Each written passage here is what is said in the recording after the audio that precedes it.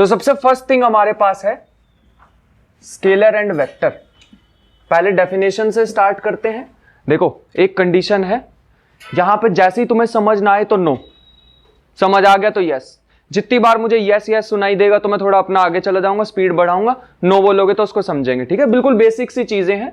पता है स्केलर क्या होता है हमारे पास? जिसके पास मैग्नीट्यूड हो बट डायरेक्शन नहीं होती, ये चीज हमारे पास स्केलर होती है। वेक्टर बिल्कुल सिंपल, जिसके पास मैग्नीट्यूड भी होता है और डायरेक्शन भी होती है। अब ये मैग्नीट्यूड और डायरेक्शन होता क्या है?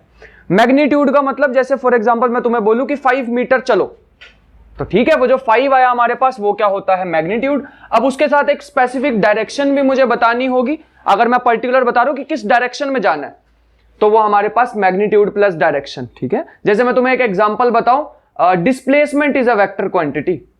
हमेशा हम ऐसे ही करते थे, displacement is a vector quantity. और दूसरी साइड स्केलर क्या होता है? जैसे फॉर एग्जांपल मास। क्या मास मुझे ये भी बताना पड़ता है 2 kg in this out direction? नहीं, हम तो आज तक यही कहते आए थे 2 kg, कभी उसके साथ डायरेक्शन नहीं बताई, तो वो स्केलर क्वांटिटी। और भी कुछ चीजें होती हैं हमारे पास स्केलर और वेक्टर को जो डिफरेंशिएट करती। अब यहां पे स्केलर में हमारे पास simple addition, simple rules of algebra, ये यूज होते हैं हमारे पास। सिंपल रूल्स ऑफ अलजेब्रा आराम से लिखेंगे, पहले समझते जाओ, बिल्कुल आराम से, तुम्हें टाइम दिया जाएगा पूरा, ठीक है। सिंपल रूल्स ऑफ अलजेब्रा मतलब जैसे हम आज तक करते थे 2 + 2 4। 4 kg मास है, मान लो यहां पे एक मास पड़ा हुआ है 4 kg और यहां पे पड़ा हुआ है 10 kg। मैं तुमसे पूछूं टोटल कितना होगा? 14। बात खत्म। इतना सा तो हमें पता था। लेकिन यहां पे कहानी थोड़ी टेढ़ी हो जाती है। यहां पे ना वेक्टर और स्केलर में मेन डिफरेंस यही है, एक तो इसके पास मैग्नीट्यूड है, डायरेक्शन है, सॉरी यहां पे मैग्नीट्यूड है, डायरेक्शन है। वेक्टर के पास ना एक और चीज होती है, ये सिंपल जुड़ जाते हैं, भाग हो जाते हैं सब कुछ, लेकिन इसमें थोड़ा सा टेढ़ा चीज होती है, इसकी होती है वेक्टर एडिशन। मतलब ये कौन से रूल फॉलो करता है? वेक्टर एडिशन, जिसके हमारे पास 3 मेथड होते हैं। सबसे पहला होता है ट्राइंगल लो, जिसपे हम बहुत सारी बात करेंगे, पूरा टाइम देंगे इन चीजों को, एक एक चीज को डिटेल में समझेंगे। मतलब वेक्टर आज तक हम सीखते आए थे 3 + 3 4, 3 + 3 6 पढ़ते आए थे। वेक्टर में ऐसा नहीं होता, वेक्टर में आके चीजें टेढ़ी हो जाती। यहां पे 1 + 1 0 भी हो सकता है, बताऊंगा कैसे, ठीक है। यहां पे ट्राइंगल लो होता है हमारे पास, पैरेललोग्राम लो होता है। शायद तुम्हें याद भी होगा, 2 वेक्टर को जब हमें प्लस करना होता था तो उसका फॉर्मूला आता है a² + b² + 2ab cos theta, root में, याद है वो सारी चीजें। फिर हमारे पास एक होता है पॉलीगन लो। अगर ये सारी चीजें मेरे को यूज करनी पड़ रही है किसी चीज को जोड़ने के लिए, that quantity is called vector quantity. और अगर सिंपली मैं प्लस कर रहा हूं 2 है 2 है 2 है तो 6 आंसर, स्केलर क्वांटिटी, ठीक है। इसके भी मैं एग्जांपल बताता हूं। जैसे फॉर एग्जांपल फोर्स, मान लो यहां हमारे पास एक बॉडी है जिसमें यहां फोर्स लग रहा है 2 न्यूटन और एक और फोर्स लग रहा है 4 न्यूटन। आंसर क्या बोलोगे? कितना फोर्स? 6 न्यूटन। अब तुम कहोगे ये वेक्टर थोड़ी हुआ फिर फोर्स, ये तो सिंपल ही जोड़ दिया हमने। लेकिन बेटा अब बताना क्या अभी भी 6 न्यूटन? इस बार 6 न्यूटन नहीं आया। क्यों 6 न्यूटन नहीं आया? क्योंकि इसकी डायरेक्शन अलग अलग है। इसका मतलब कि जब भी हमारे पास वेक्टर क्वांटिटीज जो डायरेक्शन पे डिपेंड करती हैं, उसमें सिंपल हम प्लस या माइनस नहीं कर सकते अगर उनकी डायरेक्शन अलग अलग है। तो डायरेक्शन सेम होगी तो सिंपल प्लस। ये भी तुम्हें बताया जाएगा कि डायरेक्शन सेम उल्टी का क्या मतलब है, ठीक है। बट इसको हम ऐसे नहीं लिख सकते कि 2 newton + 4 newton is equal to 6 newton, ये गलत होगा बेटा। It is not equal to 6 newton. बात समझ आ गई? अगर ये मास होता तो 2 kg + 3 kg, बेटा तुम उसे ऐसे रखो जैसे मर्जी रखो, प्लस करके वो कितना आएगा? 6 kg। बात समझ आ गई यहां तक? लेकिन कुछ क्वांटिटीज होती हैं जो स्केलर भी नहीं होती, वेक्टर भी नहीं होती, उसमें हम कंफ्यूज हो जाते हैं। जैसे मान लो एक वायर है, इसमें करंट दौड़ रहा है। क्या तुम्हें पता लग गया? सारा कुछ बता दिया करंट के बारे में। इसमें करंट है 2 एम्पियर। किसी को नहीं भी पता करंट के बारे में, मान लो 2 एम्पियर करंट है। क्या इतनी इंफॉर्मेशन काफी है? मेरे ख्याल से डायरेक्शन भी बतानी पड़ेगी, है ना, कि इस डायरेक्शन में करंट है या इस डायरेक्शन में करंट है। लो मैंने बता दिया। क्या मेरे को डायरेक्शन की जरूरत पड़ी? हाँ बिल्कुल पड़ी। तो यहां पे मेरे को करंट के लिए डायरेक्शन की जरूरत पड़ रही, बेटा फिर भी ये स्केलर क्वांटिटी है। यहां तो चीजें टेढ़ी हो गई, है ना। Current is a scalar quantity. जब मैं आई लिखूंगा हमेशा तो मैं क्या कहूंगा? वो क्या है? एक स्केलर क्वांटिटी है। ये कैसे हो गया अब? लेकिन इसके पास तो डायरेक्शन भी थी, तो यहां पर डायरेक्शन भी है, मैग्नीट्यूड भी है, फिर भी ये वेक्टर क्वांटिटी नहीं है। रीजन? क्योंकि ये वेक्टर अलजेब्रा को फॉलो नहीं करता। इसमें मान लो हमारे पास 2 तारे हैं, मतलब ऐसा कुछ अरेंजमेंट है, यहां से आया 2 एम्पियर, यहां से आया 3 एम्पियर तो यहां जाएगा 5 एम्पियर, लेकिन डायरेक्शन तो अलग अलग थी, फिर भी सिंपल प्लस हो रहे हैं। इसका मतलब ये वाले रूल नहीं फॉलो कर रहा। तो इसका मतलब कोई भी क्वांटिटी को वेक्टर क्वांटिटी होने के लिए 3 चीजें जरूरी होंगी। आज तक क्या पढ़ा था हमने बेसिक में कि जो वेक्टर क्वांटिटी वो क्वांटिटी होती है मैग्नीट्यूड और डायरेक्शन हो। नहीं बेटा, अधूरा ज्ञान नहीं रखना हमें, ठीक है। हमें याद रखना है vector quantity is a quantity which follows, एक 3 चीज होनी चाहिए, मैग्नीट्यूड, डायरेक्शन होना ही होना चाहिए। वो तो इस पे भी था करंट पे, लेकिन फिर भी नहीं है वेक्टर क्वांटिटी। क्यों? क्योंकि बेटा ये इन 3 चीजों को नहीं, इस चीज को फॉलो नहीं करता, ये वेक्टर की तरह नहीं जुड़ता। ये अभी भी मेरे पास कितना आ रहा है 5 एम्पियर। अगर वायर ऐसे होती ना, यहां से आ रहा है 2 एम्पियर, यहां से आ रहा है 3 एम्पियर, अब बता सकते हो इधर कितना जाएगा 5 एम्पियर। 5 एम्पियर मान लेते हैं, इसके बीच में 60 डिग्री का एंगल है, इसके बीच में तो 180 का दिख ही रहा होगा, तो ये तो डिपेंड ही नहीं करा। मतलब हमें एक बात समझ आ गई, यहां से हम क्या कंक्लूजन निकाल सकते हैं कि सिर्फ वेक्टर होने के लिए मैग्नीट्यूड और डायरेक्शन नहीं होनी काफी नहीं है, एक और चीज होनी चाहिए कि उसको कैसे वो जुड़ना चाहिए, इन लॉज का यूज करके वेक्टर एडिशन जुड़ना चाहिए। अब वो वेक्टर एडिशन होता क्या है वो तो धीरे धीरे जान लेंगे, ठीक है। बस हमें ये पता लग गया कि सिंपल रूल्स ऑफ अलजेब्रा का मतलब है 2 + 3 = 5, जो कि यहां पे नहीं वैलिड होते। लेकिन कुछ क्वांटिटी है बेटा वो तो इन चीजों को भी नहीं फॉलो करती, ना वो वेक्टर है ना वो स्केलर है। मैं उनके बारे में भी थोड़ा सा बताता हूं। जैसे फॉर एग्जांपल मैं ना 5 क्वांटिटी लिखता हूं यहां पे। एक सबसे पहली मूवमेंट ऑफ इनर्शिया, क्या मैं उसके बारे में बता रहा था क्लास में कभी? मूवमेंट ऑफ इनर्शिया है ना। और दूसरी क्वांटिटी हमारे पास स्ट्रेस, ये भी मैंने बताई होगी तुम्हें कभी ना कभी जब हमने किया होगा इलास्टिसिटी वाला चैप्टर, स्ट्रेस अपॉन स्ट्रेन, वो सारी चीजें। एक मैं लेने वाला हूं यहां पे फोर्स, और नेक्स्ट हमारे पास एक क्वांटिटी लेते हैं करंट और एक प्रेशर। ये मैंने 5 क्वांटिटीज ली है, कौन सी वेक्टर कौन सी स्केलर। बेटा मैं एग्जांपल ही बिल्कुल वही ले रहा हूं जिसमें ज्यादा कंफ्यूजन होने वाली है, ठीक है। हमें सबसे पहले ये तो पता है कि force is a vector quantity. क्यों? रीजन, फोर्स जो है वो उसके पास मैग्नीट्यूड होता है 2 न्यूटन, और उसके बाद डायरेक्शन भी होती है, किस डायरेक्शन में फोर्स लगा रहे हो। क्या ये सेम ही बात है अगर ब्लॉक पे यहां पे फोर्स लग रहा हो 5 न्यूटन या फिर यहां पे फोर्स लग रहा हो 5 न्यूटन? सेम बात, अलग अलग बात, ठीक है। किस डायरेक्शन में फोर्स लग रहा है वो भी हमें जानना जरूरी है। यहां तक क्लियर? उसके बाद force is a vector quantity, लग गया पता। करंट कैसी होती है? Vector, scalar. बेटा ये तो स्केलर होती है। क्यों स्केलर होती है? मैग्नीट्यूड है, हां, डायरेक्शन है वो भी है, लेकिन फिर भी स्केलर, लॉज को ओबे नहीं करती, ये वेक्टर की तरह नहीं जुड़ता। इसमें 2 + 3 5 ही होता है, तो अगर लॉज को भी नहीं फॉलो किया तो खत्म, ये भी स्केलर। प्रेशर, बेटा यहां पे दिक्कत आ जाएगी। हमें पता है स्केलर होता है, लेकिन क्यों? हमें पता है स्केलर होता है, लेकिन क्यों? इसका मैं रीजन बताता हूं। बेटा ये है थोड़ा कंफ्यूजिंग। तुम्हें पता है प्रेशर का फॉर्मूला क्या होता है? Pressure is equal to force upon area. अभी के लिए ना जान लेना, मेरे को पता है तुम एकदम शॉक हो जाओगे सुन के कि area is a vector quantity. नहीं पता था आज से पहले? मैं बता रहा हूं तुम्हें, धीरे धीरे बताऊंगा, ठीक है। जब हम क्रॉस प्रोडक्ट पढ़ेंगे ना वेक्टर में, शायद सुना भी हो तुमने कभी, जब हम क्रॉस प्रोडक्ट पढ़ेंगे तब मैं तुम्हें बताऊंगा area is a vector quantity. फिलहाल के लिए समझ लो, force is a vector quantity, area is a vector quantity. Arrow का मतलब vector quantity. Vector upon vector, यहां भी तो वेक्टर आना चाहिए था ना, है ना, आना चाहिए था, लेकिन यहां तो नहीं आ रहा। मैं इसका रीजन बताता हूं तुम्हें। मान लो ये मेरे पास कुछ एरिया है जिसमें ऐसे फोर्स लग रहा है इस डायरेक्शन में F। अभी के लिए अगर तुम्हें नहीं भी चीजें समझ आएंगी कोई दिक्कत नहीं, धीरे धीरे लेयर बाय लेयर चलेंगे, ठीक है। टेढ़ा फोर्स लगा रहे हैं, ऐसे टेढ़ा फोर्स, मतलब ये मेरा हाथ है, इस पे ऐसे फोर्स ना लगा के मैं टेढ़ा फोर्स लगा रहा हूं। शायद तुम्हें अभी समझ ना आए, बट मैं एक चीज यहां पे यूज करने वाला हूं। इस फोर्स के ना 2 कंपोनेंट होते हैं, पता है तुम्हें? अगर मैं यहां पे एंगल थीटा बना लूं ना, तो यहां आता है F cos थीटा और यहां पे आता है F sin थीटा। नहीं भी पता कोई दिक्कत नहीं है, धीरे धीरे करेंगे। These are called resolution of vector. मतलब हर एक वेक्टर को मैं 2 पार्ट में ब्रेक कर सकता हूं, एक उसका cos थीटा वाला कंपोनेंट, एक उसका sin थीटा वाला कंपोनेंट। अभी के लिए ऐसे याद रखते हैं। तुम्हें पता है कि जो प्रेशर होता है वो किस वाले फोर्स पे डिपेंड करता है, इस पे या इस पे? हाँ बेटा, साइन पे। मैंने तुम्हें बताया है परपेंडिकुलर कंपोनेंट पे डिपेंड करता है। एक सरफेस के परपेंडिकुलर कितना फोर्स लग रहा है, दैट इज कॉल्ड प्रेशर। तो एक्चुअल में ये डेफिनेशन बेटा मिसलीडिंग है, आज तक तो यही पढ़ी थी, pressure is equal to force upon area. गलत, मतलब गलत नहीं, ये बिल्कुल यहां से समझ नहीं आएगा हमें। ऐसे थोड़ी कि वेक्टर अपॉन वेक्टर, वेक्टर से वेक्टर कट गया स्केलर, ऐसा नहीं होता। क्रॉस मल्टीप्लीकेशन करते हैं, यहां पे बन जाएगा a vector P is equal to F। देखना यहां कोई मिस्टेक तो नहीं की मैंने, बिल्कुल सही लिखा। मैंने तो सिर्फ क्रॉस मल्टीप्लीकेशन करके A इधर भेज दिया। अब देखो कितना सही हो गया काम।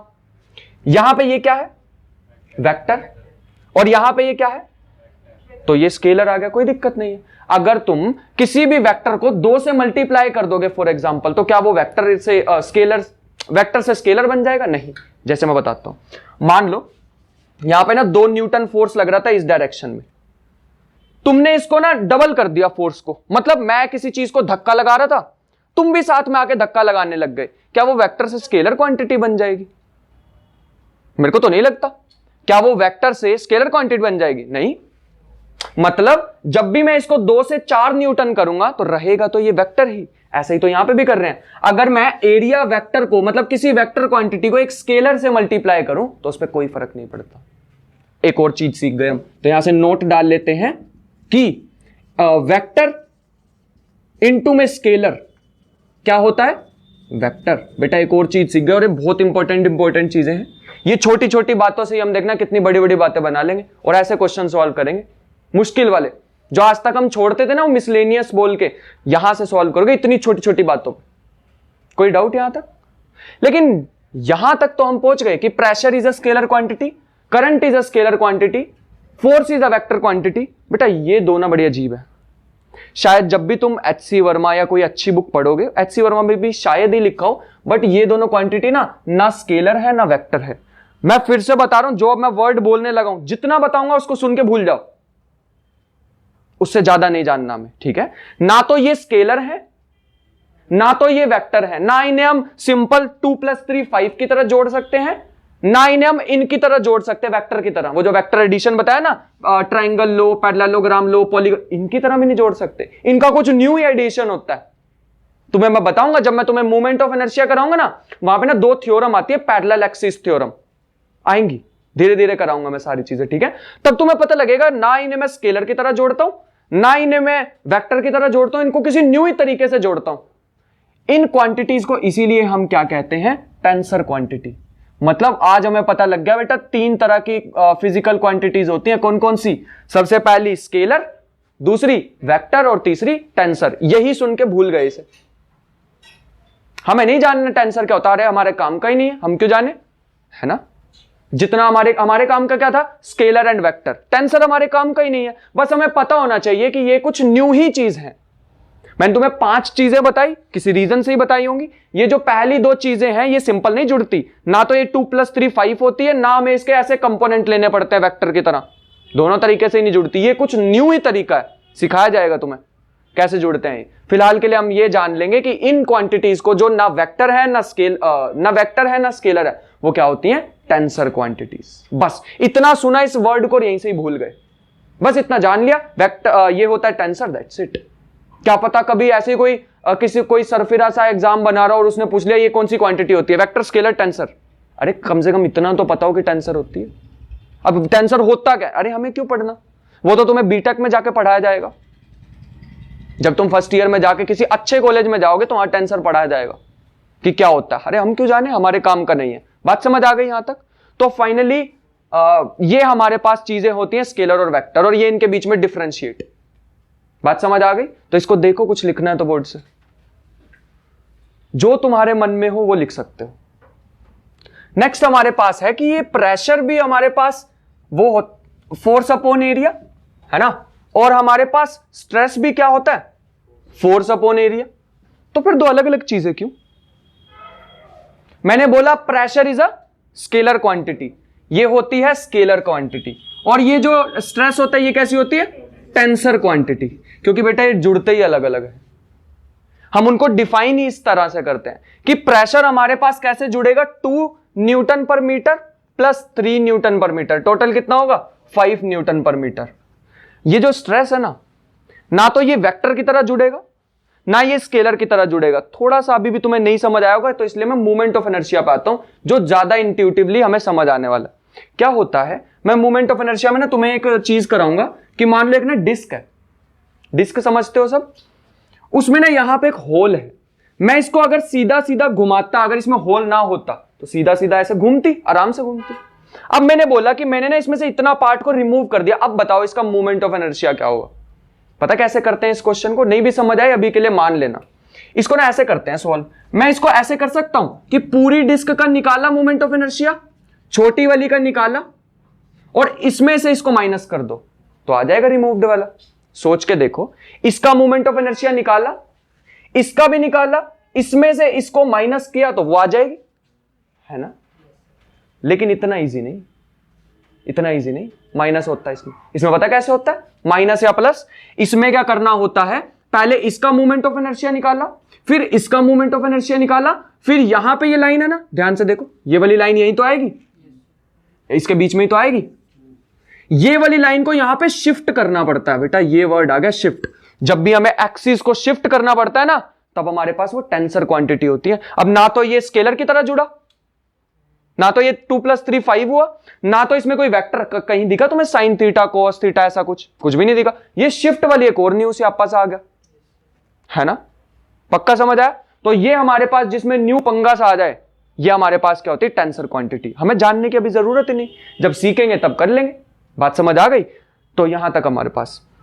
नेक्स्ट चीज, तुम्हें पता है करंट कैसी क्वांटिटी होती है? Scalar quantity. अभी अभी तो बताया मैंने। क्या तुम्हें पता है डेंसिटी क्या होती है? Density is mass upon volume. 3 तरह की होती है, पता? एक और भी होती है, मास अपॉन एरिया। ठीक है।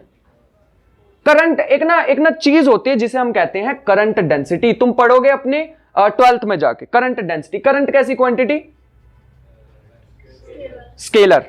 हाँ, current is a scalar quantity, लेकिन current density is a vector quantity. बताओ क्यों? Current density is a vector quantity, लेकिन एरिया तो डिवाइड में। मैंने तो कहा था डिवीजन वैलिड ही नहीं है। इसका मतलब कुछ तो झमेला है यहां पे। मैं वो झमेला तुम्हें दिखाता हूं। इसको क्रॉस मल्टीप्लाई करो, j इंटू में a is equal to I. Answer क्या आ रहा?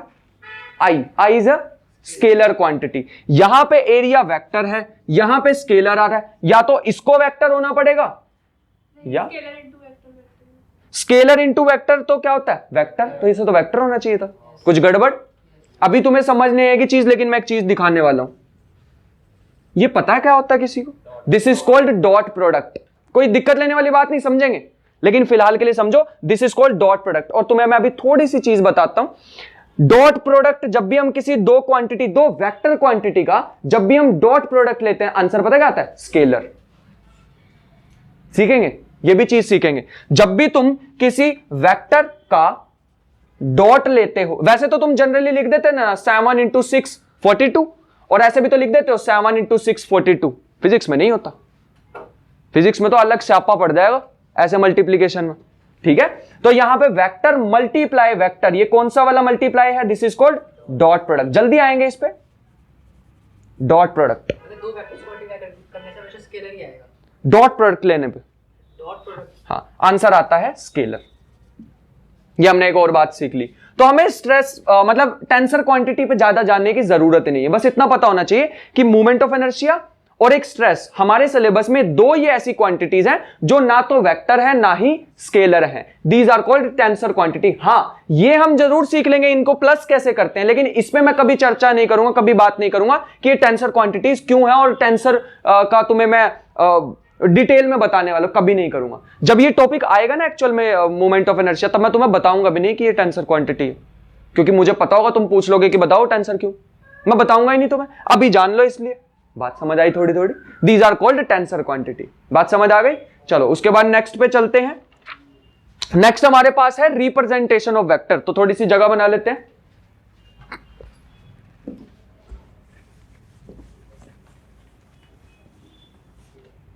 रिप्रेजेंटेशन ऑफ वेक्टर, ये तो शायद तुम्हें थोड़ा थोड़ा पता भी होगा, इसलिए थोड़ा सा करते हैं सब। रिप्रेजेंटेशन,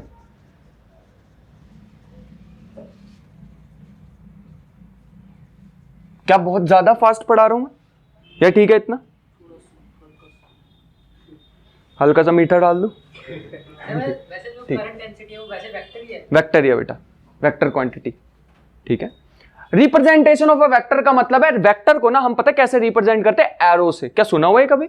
हाँ, ये ना हम एरो से रिप्रेजेंट करते हैं हमेशा। ये जो एरो की लेंथ होती है ना, ये क्या होती है? रिप्रेजेंट करती है इसका मैग्नीट्यूड, जितना बड़ा एरो बनाऊंगा उसका मतलब उतना ज्यादा मैग्नीट्यूड। और ये जो इसकी डायरेक्शन है, ये पता क्या, ये जो एरो है ये किस तरफ जा रहा है, ये क्या शो करेगी, डायरेक्शन। बात समझ आ गई? मैग्नीट्यूड का मतलब होता है इसकी लेंथ, और जिस तरफ एरो पॉइंट कर रहा है उसे क्या कहते हैं, डायरेक्शन। जैसे ये वाला एरो और ये वाला एरो क्या सेम सेम है? नहीं, ये इधर पॉइंट कर रहा है, ये इधर पॉइंट कर रहा है, हो सकता है शायद इनका मैग्नीट्यूड सेम हो, लेकिन वेक्टर सेम नहीं है। बात समझ आ गई? तो ये हमारे पास रिप्रेजेंटेशन होती है, लेकिन हमें मैथमेटिकली भी तो लिखना है, एरो थोड़ी बनाते रहेंगे पूरी फिजिक्स में।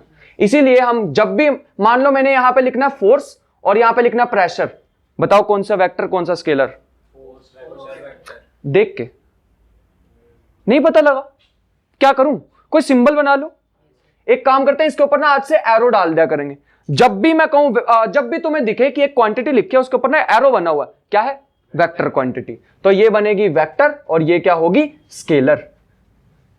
बात समझ आ गई? अब तुम कहोगे फिर टेंसर को कैसे रिप्रेजेंट करेंगे? खबरदार बेटा, पूछ लिया किसी ने तो नहीं पूछना हमें, अरे यूज ही नहीं है अपने तो। जब भी एक किसी पे कुछ नहीं दिखा, स्केलर, जिस पे वेक्टर एरो दिख गया, वेक्टर, बात खत्म। किसका? फोर्स। दोबारा बोल, क्या बोलना चाह रहा? किसका एग्जांपल दो बेटा? इले टेंसर का? तू ना फंसवा उसे। हमारे पास मान लो एक ब्लॉक है, वो ऐसे पड़ा हुआ है, और मान लेते हैं इस पे फोर्स लग रहा है इधर की डायरेक्शन में 5 न्यूटन, ठीक है, और यहां पे फोर्स लग रहा है बेटा 10 न्यूटन, मान लेते हैं ऐसे ही। दोनों के पास अलग अलग डायरेक्शन है ना? तो इसका मतलब इनको मैं रिप्रेजेंट कैसे करूंगा? सबसे पहले तो इधर की कोई डायरेक्शन होगी, मुझे नहीं पता क्या डायरेक्शन है, ठीक है, मैं एक काम करता हूं, इस वाली एक्सिस को कुछ मान लेता हूं के एक्सिस, ऐसे ही बोल दिया। इस वाली एक्सिस को मान लेता हूं एक्स एक्सिस। तो मुझे जब 5 लिखना होगा तो मैं आज से क्या कहूंगा, 5 के, और जब भी मुझे यहां पे ये लिखना होगा 10, तो क्या लिखूंगा, 10x। बड़ी गंदी नोटेशन है तो, जो अभी बनाई मैंने, इसको अच्छा करेंगे। तो आज से जब भी मुझे वेक्टर क्वांटिटी लिखनी होगी तो वेक्टर के पास क्या क्या होता है, मैग्नीट्यूड एंड डायरेक्शन। मैं मैग्नीट्यूड को ना आज के बाद ऐसे लिखा करूंगा, उस पर 2 बार्स डाल दिया करूंगा। निकालते कैसे हैं समझ आएगा अभी, लेकिन इतने से तो बात नहीं बनेगी, और क्या लिखना पड़ेगा, डायरेक्शन। तो डायरेक्शन के लिए ऊपर एक टोपी डाल देंगे इसके, this is called F cap. बात समझ आ गई? बाकी तो खुद से कुछ भी बोल लो, जेई वाले ये थोड़ी पूछेंगे इस टोपी का नाम क्या। टोपी का मतलब डायरेक्शन, टोपी का मतलब डायरेक्शन, और ये बार का मतलब मैग्नीट्यूड, एरो का मतलब वेक्टर। एग्जैक्टली। अगर एरो है तो फिर टोपी और बार की जरूरत नहीं, पता ही है कि वो वेक्टर है। तू टोपी डालेगा इनको क्या चीज, ये नोटेशन है बेटा, इसका मैं कुछ नहीं कर पाऊंगा, ऐसी ही बना रखी। तुम इसके ऊपर अगर एरो नहीं भी डालोगे ना तो कोई फर्क नहीं पड़ेगा, लेकिन यहां पे नोटेशन ऐसी ही यूज करते हैं हम, ठीक है। तो जब भी तुम्हें किसी चीज का मैग्नीट्यूड पूछा, जब भी किसी चीज पे ऐसे 2 बार्स लगी हो, उसका मतलब क्या होता है, उस चीज का मैग्नीट्यूड। बात समझ आ गई? तो ये हमारे पास रिप्रेजेंट करने का एक मेथड है वेक्टर को। स्केलर में भी बार लगेगा। स्केलर में क्या होएगा स्केलर में भी बार बेटा? स्केलर में कुछ भी नहीं लगेगा, तभी तो वो स्केलर है ना। अगर मान लो किसी भी उसमें अगर बार लगे मतलब वो वेक्टर है ही है। एग्जैक्टली बेटा, इसीलिए तो उस पे एरो दिखाया मैंने। तो मान लो अगर एरो ना हो तब भी वो वेक्टर माना जाएगा, अगर 2 बार नहीं बेटा, तब नहीं माना जाएगा वो, क्योंकि तुम मैथ में ना इस बार्स को पता है कहते हो, मॉडुलस, तो इसलिए मैं कंफ्यूज नहीं करना चाहूंगा। बिल्कुल क्लियर स्पष्ट शब्दों में मैं तुम्हें बताना चाहूंगा, जब भी तुम्हें ऐसे 2 बार्स दिखें, उसके बीच में, हम अपनी क्लास में भी, बुक वालों ने भी बहुत ध्यान रखा हुआ इस चीज का, एरो दिखेगा ही दिखेगा। अगर तुम्हें एरो ना दिखे, इस किसी भी क्वांटिटी पे लगा हुआ और उस पर बार दिख जाए, उस बार का मतलब क्या होता है, मॉडुलस। पता है मोड क्या होता है?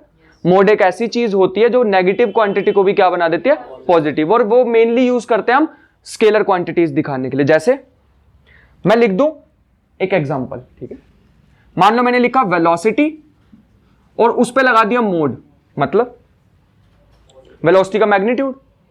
वेलोसिटी का मैग्नीट्यूड क्या होगा? What is velocity? Velocity is displacement upon time, हमें पता था। अगर मैंने वेलोसिटी में से डायरेक्शन हटा दी तो क्या बचेगा? मैग्नीट्यूड। वो बच जाएगा डिस्टेंस, डिस्टेंस अपॉन टाइम। ये क्या होता है? स्पीड। बेटा वेलोसिटी का मैग्नीट्यूड होता है स्पीड।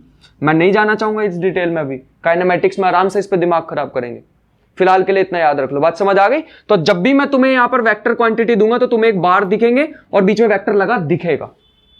जब भी तुम्हें वेक्टर लगा दिखे तो मतलब वो वेक्टर क्वांटिटी, ना दिखे तो उसका मतलब मॉडुलस। कोई दिक्कत है यहां तक? आ जाओ। कैप वाले में तो नहीं होता ना एरो?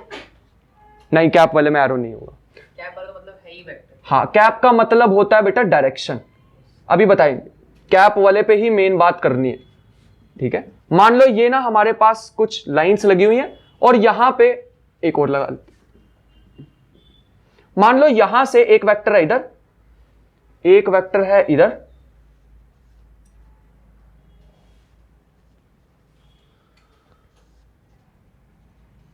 चलो आ जाओ। इसमें मुझे क्या करना है, वेक्टर बताने, ये फोर्सेस हैं सारे के सारे, फोर्स।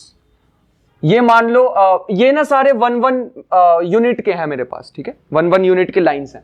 पहले वाले को कैसे रिप्रेजेंट करूं, हमें पता है, जब भी मैं इधर जाऊंगा तो क्या एक्सिस होती है, एक्स एक्सिस। तुम्हें पता है उसके ऑपोजिट डायरेक्शन में क्या होता है, नेगेटिव एक्स एक्सिस। क्या ये पता थी हमें बात? ये तो पहले से पता थी, ठीक है। पहले वाले को कैसे लिखूंगा, पहले वाले को लिखूंगा 1 न्यूटन एक्स एक्सिस की तरफ, इसको क्या लिखूंगा 2 न्यूटन एक्स एक्सिस की तरफ, इसको 2 न्यूटन माइनस एक्स एक्सिस की तरफ, इसको 1 न्यूटन एक्सिस की तरफ, ये 3 न्यूटन एक्सिस की तरफ, ये वाला 3 न्यूटन माइनस एक्स एक्सिस की तरफ, और ये सॉरी यही है हमारे पास। बात समझ आ गई? ये तो बड़ी बेकार सी नोटेशन लगी मुझे, बार बार लिखते रहेंगे क्या 3x 3y, इसको थोड़ा अच्छा करेंगे। लेकिन हमें यह समझ आ गया कि डायरेक्शन, फोर्स के पास क्या होती है, डायरेक्शन होती है। तो मेरे को स्पेसिफाई करनी पड़ेगी फोर्स लग रहा है कहां लग रहा है। एक बॉडी पे तो इनफाइनाइट डायरेक्शन हो सकती है जहां पे तुम फोर्स लगा सकते हो, तो मेरे को डायरेक्शन भी साथ में बतानी पड़ेगी। तो ये x माइनस एक्स क्या शो कर रहा है कि किस डायरेक्शन में फोर्स लग रहा है। आई रियली होप कि तुम्हें चीजें समझ आ गई हो। इसके बाद हम नेक्स्ट चलते हैं एंगल बिटवीन वेक्टर्स, ठीक है। ये बहुत इंपॉर्टेंट हेडिंग है हमारे पास, एंगल बिटवीन वेक्टर, क्योंकि मेन पंगा हमारे पास यहीं पे आने वाला कि एंगल लिखते कैसे हैं। तो सबसे पहले एंगल बिटवीन वेक्टर्स कैसे लिखते हैं एंगल, आ जाओ देखते हैं। मान लो हमारे पास सबसे पहले सिंपल सा एग्जांपल लेते हैं। ये मेरे पास एक वेक्टर है, ठीक है, ये मेरे पास एक वेक्टर है। अब ध्यान से देखना एंगल लिखते कैसे हैं। इसकी डायरेक्शन कहां है, ये रही, इसकी डायरेक्शन कहां है, ये रही। यही तो लाइन पीछे जा रही थी और ये वाली तो लाइन पीछे जा रही थी। इनके बीच में ये जो एंगल है ना theta, this is called angle between two vectors.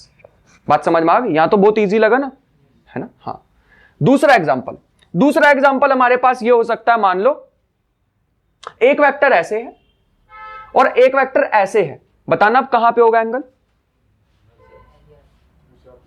क्या करें एंगल बनाने के लिए, एक काम करते हैं, इसकी डायरेक्शन ये रही, है ना। तो ध्यान रखना एंगल निकालते कैसे। मैंने कहा मेन पंगा इसी में ही हमें लगता है। सिंपल क्या किया मैंने, इस एरो को दिमाग में थोड़ा बड़ा सा कर लिया, इस वाली एरो को भी थोड़ा बड़ा सा कर लिया और मेरे को दिखा इन दोनों के बीच में मेरे को तो एंगल निकालना होता है। This is called angle, this is called theta. तो जब भी, सिंपल सी ट्रिक बताऊं तुम्हें याद रखने की, जब भी तुम्हें एंगल बिटवीन टू वेक्टर्स निकालना हो तो उनकी टेल को क्या करो, जोड़ दो, या फिर उनके हेड को जोड़ दो। दैट्स इट, हो गया अपना काम।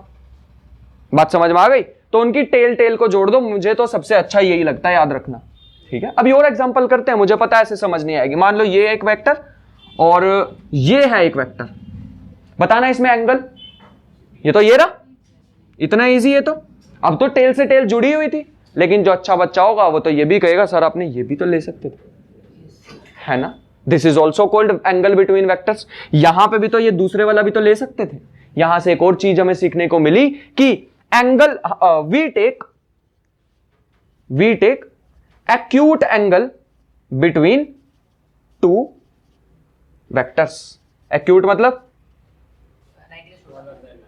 स्मॉलर देन 90, मतलब छोटे वाला एंगल। जो भी दो एंगल बन रहे होंगे उसमें से छोटे वाला लेते हैं हमेशा। बात समझ आई? पक्का? आ जाओ एक और एग्जांपल करते हैं। एंगल पे ना बेटा मेरे को कराने ही पड़ेंगे, मुझे पता है। इसमें बताओ वेक्टर्स कैसे होंगे, सॉरी एंगल क्या होंगे। मान लो ये एक इक्विलेटरल ट्राइंगल है। इक्विलेटरल मतलब सारे एंगल 60 डिग्री के। तो क्या इसमें एंगल बिटवीन टू वेक्टर 60 है? मेरे हिसाब से नहीं है। ऐसा क्यों बोला मैंने? क्योंकि मैं डायरेक्शन बना के देखता हूं। इसकी डायरेक्शन आई इधर, इसकी डायरेक्शन आई ऊपर और इसकी डायरेक्शन आई नीचे। तो मैंने 60 क्यों नहीं बोला? क्योंकि इसकी, अगर मैं इसको मान लो दिमाग में अगर इसको शिफ्ट करके यहां रख दूं तो ये मेरे पास एक्चुअल एंगल होगा बेटा। बात समझ पा रहे हो? यहां पे कितना एंगल था? 60 डिग्री, और ये कितना होगा? 120 डिग्री। तो actual angle between two vectors is 120 degree. हुआ ना थोड़ा दिमाग खराब? करना भी है इसमें, जहां पे जरूरत हो तो खर्च करो अपना दिमाग, ठीक है। टोटल 180 होता है ना, what we call supplementary, linear pair से निकाला है, सप्लीमेंट्री भी तो कहते हैं ना बेटा। हाँ, नेक्स्ट वाले में इसमें भी 60 लिखूं या 120? 120। इसमें क्या लिखूं? एक का हेड और एक की टेल जुड़ी हुई है, मेरे को नहीं चाहिए, मेरे को क्या चाहिए? टेल। तो एक काम करते हैं, ये वाला ले लेते हैं एंगल 120 डिग्री। बात समझ आई? अगर नहीं भी समझ आई नेक्स्ट एग्जांपल से आ जाएगा। मान लो एक ये है और एक मान लेते हैं ये। एक सेकंड रुक जा बेटा, अब बताना एंगल बिटवीन टू वेक्टर्स। इसमें क्या होंगे? इसमें भी हमने सेम दिमाग लगाया, तो मुझे पता लगा कि ये अगर मैं यहां पे ले जाऊं, इसको थोड़ा एक्सटेंड कर दूं, यहां से इसको थोड़ा एक्सटेंड कर दूं, अब जो एंगल बनेंगे ना दूसरे वेक्टर के साथ, वो वाला होगा वो एंगल। क्या तुम समझ पा रहे हो मैं जो तुम्हें समझाना चाह रहा हूं? बिल्कुल क्लियर कहा था, नो बोल देना, शर्माना नहीं है बिल्कुल। नहीं समझ आ रहा तो नो। पक्का समझ आ रहा है एंगल कौन सा लेना है? इसमें ये वाला। क्योंकि ऐसे, क्योंकि इसका हेड और इसकी टेल जुड़ी हुई थी। अरे मेरे को क्या लेना देना हेड टेल से? मुझे क्या करना है? टेल से टेल जोड़नी है। तो टेल से टेल जोड़ने के लिए मैंने क्या किया? दिमाग में इस एरो को आगे शिफ्ट कर दिया। अगर ये आगे शिफ्ट होता तो एंगल कौन सा आता? ये वाला। इसलिए मैंने ये लिया। मुझे नहीं पता ये कितना होता है, लेकिन पता लग गया कहां होता है। ये एंगल यहां पे लेंगे, ये वाला एंगल यहां पे, ये यहां पे, ये यहां पे। तो एंगल बिटवीन टू वेक्टर्स लेने का तरीका ये रहा। मान लो ये भी थीटा है, ये भी थीटा है, थीटा। जरूरी नहीं है सारे सेम होंगे, बट एंगल ऐसे लेते हैं। क्या समझ आया है? थोड़ा सा पक्का। नेक्स्ट चलते हैं, एंगल बिटवीन टू वेक्टर्स के बाद सबसे इंपॉर्टेंट मैं बताऊं इस चैप्टर की चीज आने वाली है, that is called types of vector. तो ये लिखते हैं साथ साथ, ये लिखने की चीज है हमारे पास, इसको लिखते हैं टाइप्स ऑफ वेक्टर्स। हाँ बोलना। जो आपने 120 लिया, हाँ आपने का टेल जो आपने इस तरफ से नीचे करी है, तो इस तरफ से आप कर दो। क्या चीज? अगर जैसे ये आपने वो ली, हाँ ये वाली, हाँ इसको इस तरफ इसको इस तरफ ले जाए, नीचे वाली एरो है, यहाँ उसकी टेल जा रही है, उसकी टेल से हो रहा है, और आगे ले जाऊं, सेम आएगा। तभी नहीं। हाँ करके देख लो। हाँ ऐसे तो आएगा। मैंने कहा या तो टेल ऐड कर दो या हेड ऐड, लेकिन दिमाग में दो चीजें क्यों रखें? टेल से टेल रखो, है ना। मैंने याद इसे रखा हुआ था, वो गाना सुने कि ताल से ताल मिला। हाँ बस मैंने वैसे दिमाग में रखा हुआ था इसे। बाकी तुम्हारे ट्रिक्स खुद बनने चाहिए। क्या समझ आ गया हमें? नेक्स्ट लिखते हैं बेटा, बहुत से ज्यादा इंपॉर्टेंट चीज जिसे हम कहते हैं types of vector. Types of vector अगर ये हम सीख गए ना, तो ये समझ लो बाकी की तो चीजें इसी पे ही बनी हुई हैं, लेकिन इसमें ना थोड़ी जानकारी ज्यादा है, तो तुम्हारा दिमाग लगने वाला। ध्यान से सुनना मैं क्या बताने वाला हूं। पहली चीज होती है इक्वल वेक्टर्स। दो वेक्टर को कभी भी हम इक्वल कब कहेंगे? और पहली बात, मैथमेटिक्स की तरह नहीं पढ़ाऊंगा, मैथ में भी है तुम्हारे चैप्टर वेक्टर, क्या इसी में ही है? 11th क्लास में, शायद 12th में होगा। दूसरा होता है नेगेटिव और ऑपोजिट वेक्टर्स। नेगेटिव और ऑपोजिट वेक्टर्स, बेटा इन दोनों में ना फर्क समझना बहुत से ज्यादा जरूरी है। मैं बताता हूं क्यों। मान लो एक ना पुली है, ये वाले क्वेश्चन आपने न्यूटन्स लॉ में बहुत सारे किए होंगे। एक यहां से लटका हुआ मास m1 और एक यहां से लटका हुआ मान लो m2। मान लेते हैं m1 is greater than m2, क्या होगा? सीधी सी बात है, m1 ज्यादा भारी है, नीचे गिर जाएगा। अरे इतना तो सिंपल था। ये नीचे कितने से गिरेगा मुझे नहीं पता, ये बस ये पता है ये नीचे जाएगा तो ये कहां जाएगा? ऊपर। बस मैं तुमसे क्वेश्चन इतना पूछ रहा हूं, क्या velocity of m1 is equal to velocity of m2? क्या acceleration of m1 is equal to acceleration of m2? बस इतना सा जवाब दे दो, मेरा काम हो गया। वेलोसिटी इक्वल हो सकती है और एक्सेलरेशन हो सकते हैं, दोनों इक्वल? मेरे ख्याल से नहीं हो सकते, क्योंकि equal vectors are whose magnitude and direction both are equal. क्या अब पढ़ना? Magnitude and direction both are equal. क्या लग रहा है अब सही तुम्हें?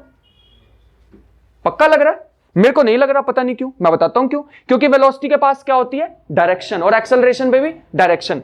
एक ऊपर जाएगा एक नीचे आएगा, तो इसकी वेलोसिटी कहां हुई? ऊपर। इसकी वेलोसिटी कहां हुई? नीचे। तो लो खत्म, ये तो नहीं इक्वल है। एक्सेलरेशन बताओ, इसमें कहां लगेगी? ऊपर। इसमें कहां लगेगी? नीचे। ये भी इक्वल नहीं आए। These vectors whose magnitude is equal, ये हमें पता है जितने से ये नीचे जाएगा उतने से ये ऊपर जाएगा। क्या तुमने वो देखे वो भैया वो जो रेडी पे आते हैं, वो अब आजकल तो नहीं चलते बट उनके पास पहले होते थे, वो तराजू होता ना, इधर वो पत्थर रखते हैं, इधर तुम्हारी वो सब्जी रख लेते हैं, वो ऐसे ऐसे हिलते हैं, जितने से ये नीचे जाता है उतने से वो ऊपर आता है ना, वो वाली चीज। मैंने मान लिया मैग्नीट्यूड सेम होगा, जितने से ये ऊपर उतने से ये नीचे, मान लिया, लेकिन डायरेक्शन अलग अलग होगी। तो दीज वेक्टर्स आर, मैं इसको ऐसे लिख देता हूं, मैग्नीट्यूड भी सेम होना चाहिए, मतलब दो एरो की मैग्नीट्यूड भी सेम और डायरेक्शन भी सेम। बात समझ आ गई? और यहां पे नेगेटिव वालों में क्या होता है? मैग्नीट्यूड क्या होना चाहिए? सेम, लेकिन डायरेक्शन अपोजिट। बेटा बहुत इंपॉर्टेंट था इसके बारे में जानना। एग्जांपल के साथ बनाना कि जब भी न्यूटन लॉ में आएगा ना, मैं तुमसे पूछूंगा कि क्या दोनों की एक्सेलरेशन इक्वल थी, तुम कहोगे नहीं। क्यों नहीं?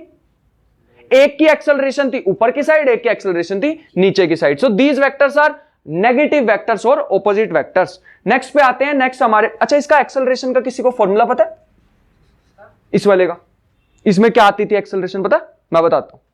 इसमें आता था m1 माइनस m2 अपॉन में m1 प्लस m2 इंटू जी। ऐसे ही बता दिया, कोई यूज नहीं है। क्यों बताया पता है? मेरे को ना ये याद था। कैसे याद रखो मैंने बता? मैंने ऐसे याद रखो है, डिफरेंस अपॉन सम। क्या तुम्हें रह सकता है ऐसे याद?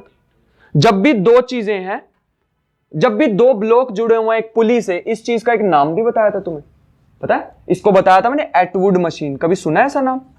Atwood machine. नहीं भी याद तो जब भी कोई पुली, जब भी कोई दो मासिस एक पुली से जुड़े हों, उस वाली मशीन को कहते हैं Atwood machine.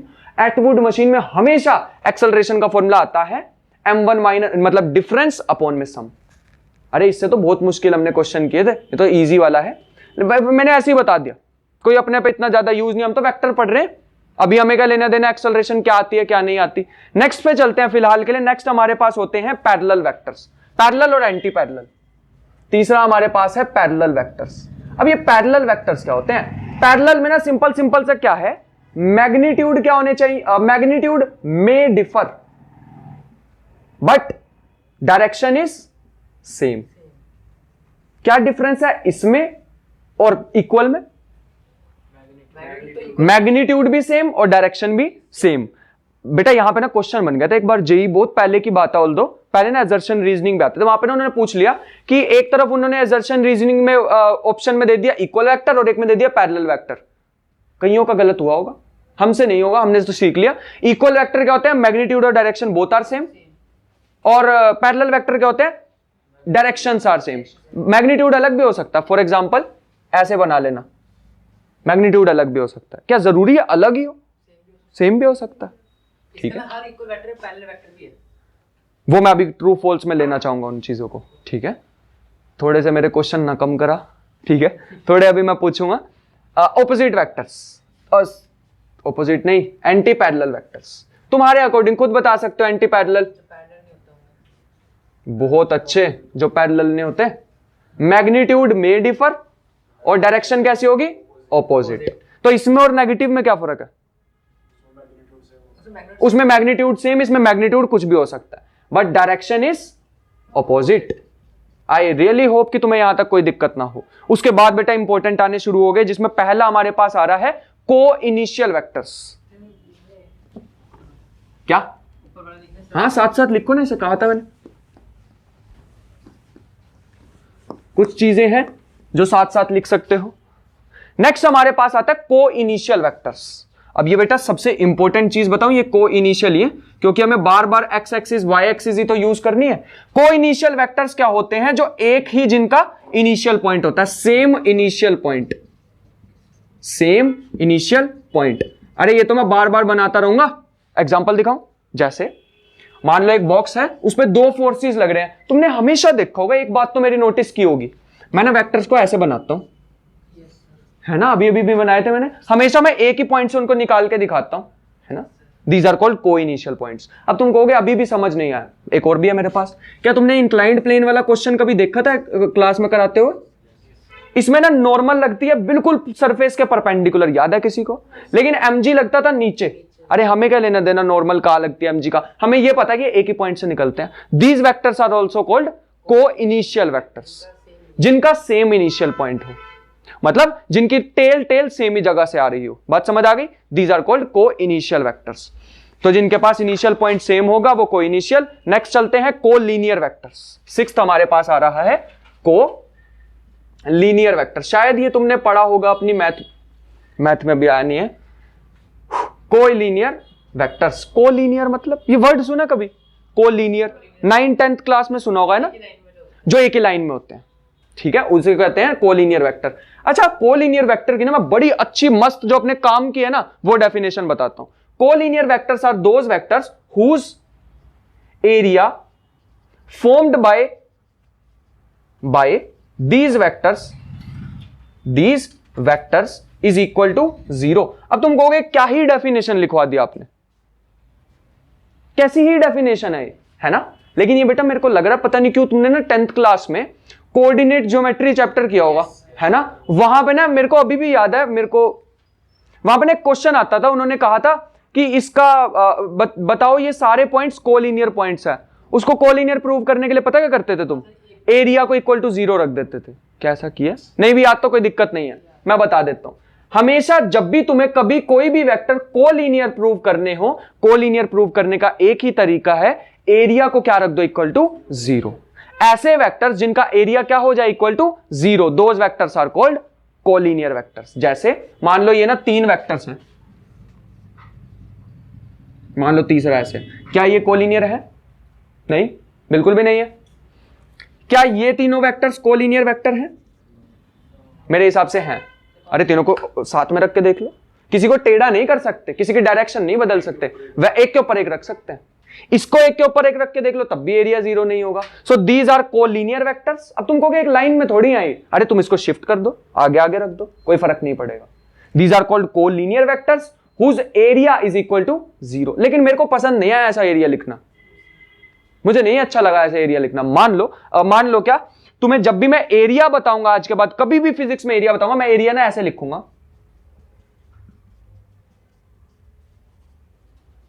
This cross product is called represents area. अब ये क्रॉस प्रोडक्ट क्या है? मैंने 2 चीजें आज बता दी न्यू, है ना।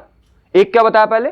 डॉट प्रोडक्ट, और दूसरा क्या बताया? Cross product. ये 2 मेथड होते हैं जिनसे हम वेक्टर्स को मल्टीप्लाई कर सकते हैं। दोनों अलग अलग है बेटा, कोई रिलेशन नहीं है दोनों में, दोनों अलग अलग चीजें। तो मतलब आने वाले टाइम में हमें पता लग गया अपना काम क्या है। 2 चीजें सीखना है, एक हमें डॉट प्रोडक्ट सीखना है, क्रॉस प्रोडक्ट सीखना है, ठीक है। तो ये हमारे पास। अब जब भी मुझे कभी भी प्रूव करना होगा ना कि कोलिनियर वेक्टर, मैं क्या करूंगा, ये जो है ना a क्रॉस b, जो भी है मुझे नहीं पता अभी क्या है, जो भी है उसको मैं किसके इक्वल रख दूंगा? 0 के। बात समझ में आ गई? एरिया इज अ पॉजिटिव, मतलब एरिया को हम ज्यादातर पॉजिटिव लिखते हैं, इसलिए इस पर बार लगा दिया। बात समझ में आई? यहां तक हाँ। पक्का समझ में आ रहा है? 0 क्यों? क्योंकि एरिया 0। मैं दोबारा समझाता हूं। कोलिनियर वेक्टर कौन से वेक्टर होते हैं जिनसे अगर मैं एक ट्राइंगल बना दूं तो उस ट्राइंगल का एरिया कितना आना चाहिए? 0। अगर मैं ये चीज प्रूव कर दूं तो वो कोलिनियर वेक्टर होते हैं। मुझे पता नहीं समझ आएगा, पेन दो। अगर अब मेरे मान लो ये 2 वेक्टर हैं, मैंने एक ही जगह से दिखा दी, तुम कहीं भी रख सकते हो। मान लो ये, क्या ये कोलिनियर है? नहीं, बिल्कुल नहीं है। तुम यहां पे एक ऐसे ही इमेजिनरी लाइन बनाओ, ठीक है, इमेजिनरी लाइन बनाओ, एरिया आएगा यहां पे? हाँ आएगा।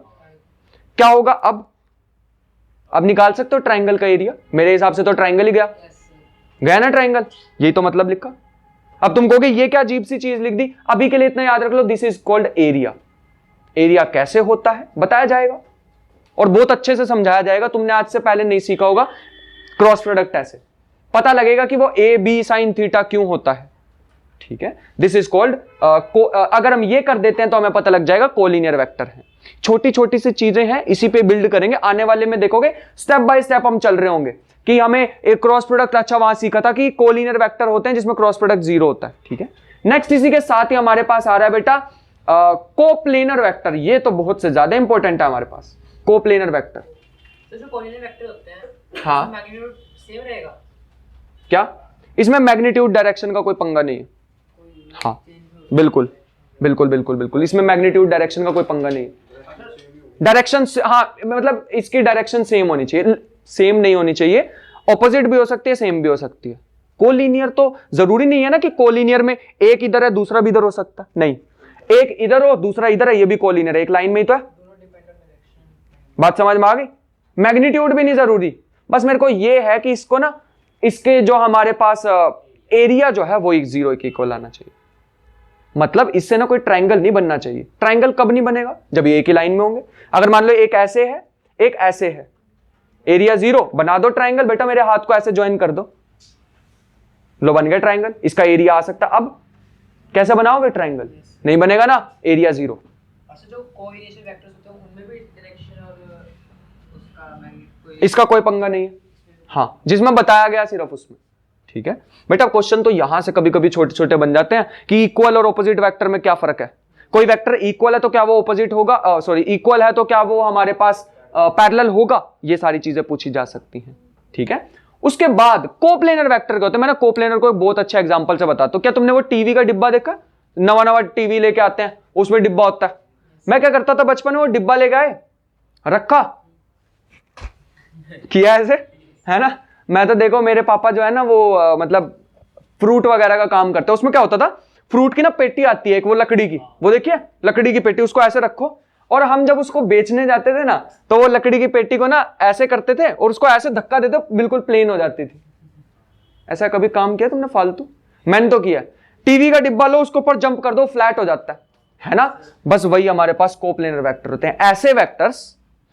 ऐसे वेक्टर्स जिनका वॉल्यूम क्या हो, जीरो, उसे क्या कहते हैं? Coplanar vectors. कोलिनियर क्या होते थे? जिनका एरिया जीरो हो। कोप्लेनर क्या होते हैं? जिनका वॉल्यूम जीरो हो, जिनका वॉल्यूम जीरो हो।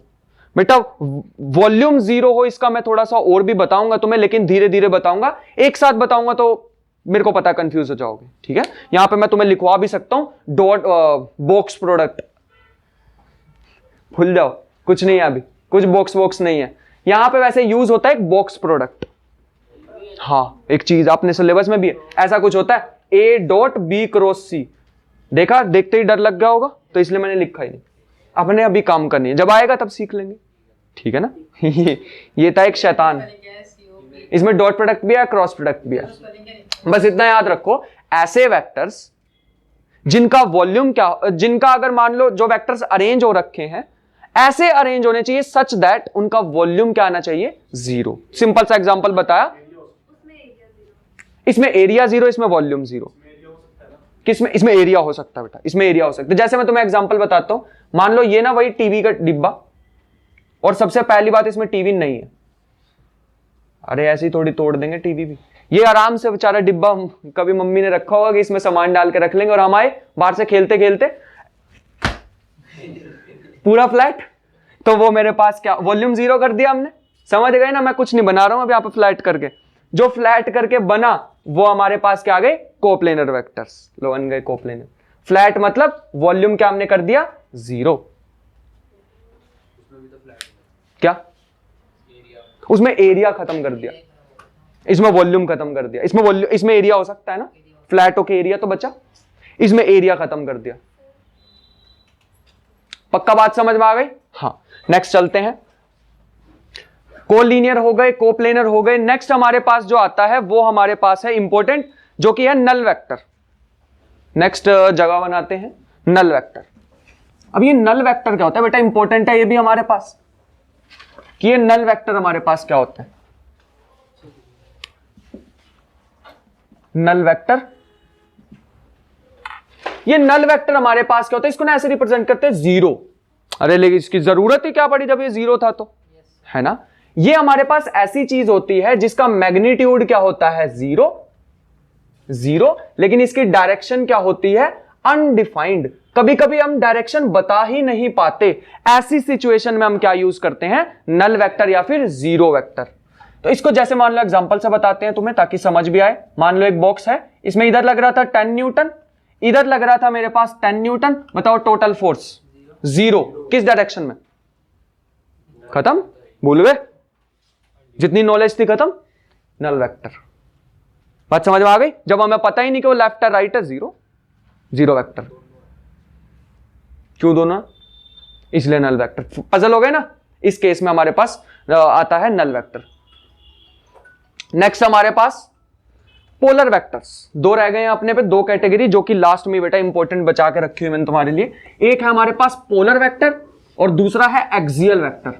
ये इंपॉर्टेंट है। सबसे पहले पढ़ते हैं पोलर। पोलर पे तो अपनी पूरी चर्चा करनी है हमें डिटेल में, लेकिन एक्सियल वाला थोड़ा टाइम बाद पढ़ेंगे।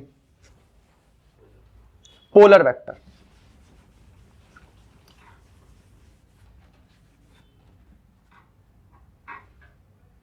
टिक जा। पोलर वेक्टर, अब ये पोलर वेक्टर क्या होते हैं? पोलर वेक्टर हमारे पास क्या होता है, जब भी हम एक्स वाई एक्सिस लिखेंगे उसमें हम वेक्टर्स कैसे बनाएंगे? वेक्टर के पास दो चीजें होनी चाहिए, एक तो होना चाहिए मैग्नीट्यूड, दूसरा इसमें डायरेक्शन पता कैसे शो करेंगे? थीटा के साथ। जब भी मैं आर और थीटा को यूज करके वेक्टर्स बनाऊंगा, उन वेक्टर को क्या कहेंगे? Polar vector. बेटा इन पे पूरी चर्चा होगी, पूछने की तुम्हें जरूरत भी नहीं पड़ेगी कि सर इसके बारे में और बताओ, आराम से तसल्ली से पढ़ेंगे, क्योंकि हमें पढ़ना पोजीशन वेक्टर। अरे पोजीशन वेक्टर पढ़ ही तब सकते हैं जब पोलर समझ आएगा, तो पोलर पे तो पूरी चर्चा है। बात समझ आ गई बेटा? असली दिमाग तो अगले में घूमने वाला है, जिसका नाम है एक्सियल वेक्टर। ऐसा कुछ एक्सियल वेक्टर। कुछ क्वांटिटीज हमारे पास होती है, स्लो करें, ज्यादा तेज हो रहा है। पढ़ा रहे हो समझ आ रहा है, लेकिन वो एक तरह से बैठ रहा है, समझ आ रहा है, लेकिन उसको एक तरह से जोड़ नहीं पा रहे हैं। नहीं मतलब समझ आ रहा है, लेकिन रिलेट नहीं कर पा रहे। वो तो एक बार घर जाके रिवाइज करेगा तो हो जाएगा बेटा। तुझे क्या लग रहा है यहीं बैठ के पढ़ के सब नहीं होएगा? एक बार रिवाइज करना पड़ेगा। और अभी तो तुम्हें पहले 1-2 दिन तो मैं काम भी नहीं दूंगा, पहले 2 दिन काम नहीं दूंगा।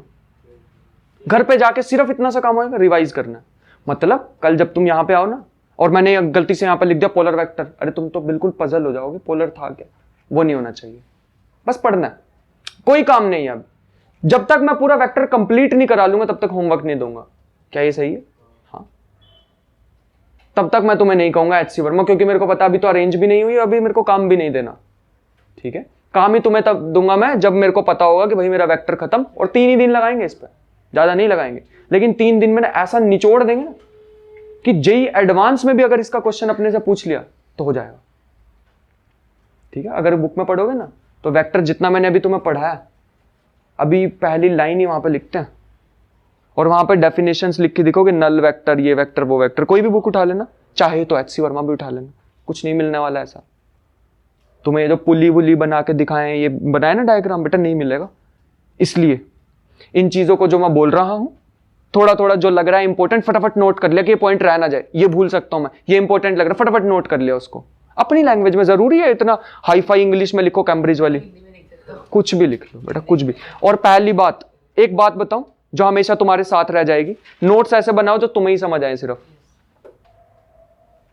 हमेशा नोट्स ऐसे बनाओ जो तुम्हें ही समझ आए। कोई नोटबुक मांग लेना, वो भी तुमसे 4 बार पूछ ले, भाई ये लिखा क्या है, तो तुम भी आगे से कह दो तू ले क्यों रहा है। बस ये सिचुएशन हो जानी चाहिए हमें खुद को। और मेरे नोट्स ना, सच बताऊं तुम्हें, वैसे लगता भी होगा मैं ऐसा सही, मैं अपने नोट्स बनाता था तो मेरे नोट्स एक तो किसी को समझ नहीं आ रहे, और नोट्स मैं ऐसे बनाता था कि कभी मैं दोबारा फ्यूचर में नोट्स पढ़ने भी पड़ जाए, अगर पढ़ने पड़ जाए खुद ही बैठ के हंस रहा कि ये कैसे लिख दिया। जैसे अभी मैंने तुम्हें बताया वो टेल वाला, हमारे ना टीचर ने पढ़ा दिया। मैं तो हमेशा ही गलती कर रहा हूं। मैं मतलब जब भी टीचर कह रहे एंगल बिटवीन वेक्टर, मैं हमेशा ही उल्टा बता रहा हूं, हमेशा ही उल्टा बना रहा हूं। मैंने भी कहा यार हद हो गई, हमेशा ही डांट खा रहा हूं। फिर मैं एक दिन बैठा, मैंने कहा कुछ तो इसका जुगाड़ करना ही पड़ेगा। साइड में मैंने यहाँ पे लिखा ऐसे, मेरे को बहुत आदत है ऐसे फालतू वर्ड लिखने की, ऐसे लिखा जुगाड़, हाँ, और एंगल बिटवीन, मैं लिखता भी हूं कभी कभी ऐसे वर्ड है ना, ऐसे लिखा जुगाड़ और साथ में लिख दिया।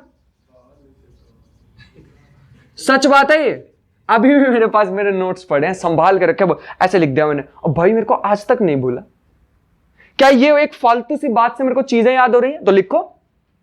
अरे हमें क्या लेना, वहां पे जाके तुमसे ये थोड़ी पूछेंगे तुमने नोट्स बढ़िया बनाए थे या नहीं, कोई नहीं पूछेगा। और कौन पूछेगा? तुम्हारे नोट्स किसके काम के? तुम्हारे ही तो काम के, तो खुद से जैसे मर्जी बनाओ।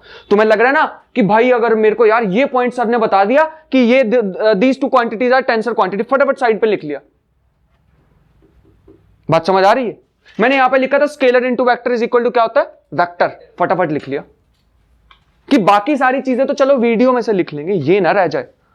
कि मतलब कल जब मैं रिवाइज करने बैठूं ये पॉइंट ना रह जाए, ये मैंने उस टाइम मेरे को लाइव आके ही समझा था, वरना तो वीडियो ही देख लो। यही तो फायदा है इस चीज का, है ना। हाँ, क्या यहां तक कोई दिक्कत? बेटा एक्सियल वेक्टर पे वापस आते हैं, ठीक है। तो ऐसे ऐसे काम ना तुम कर सकते हो।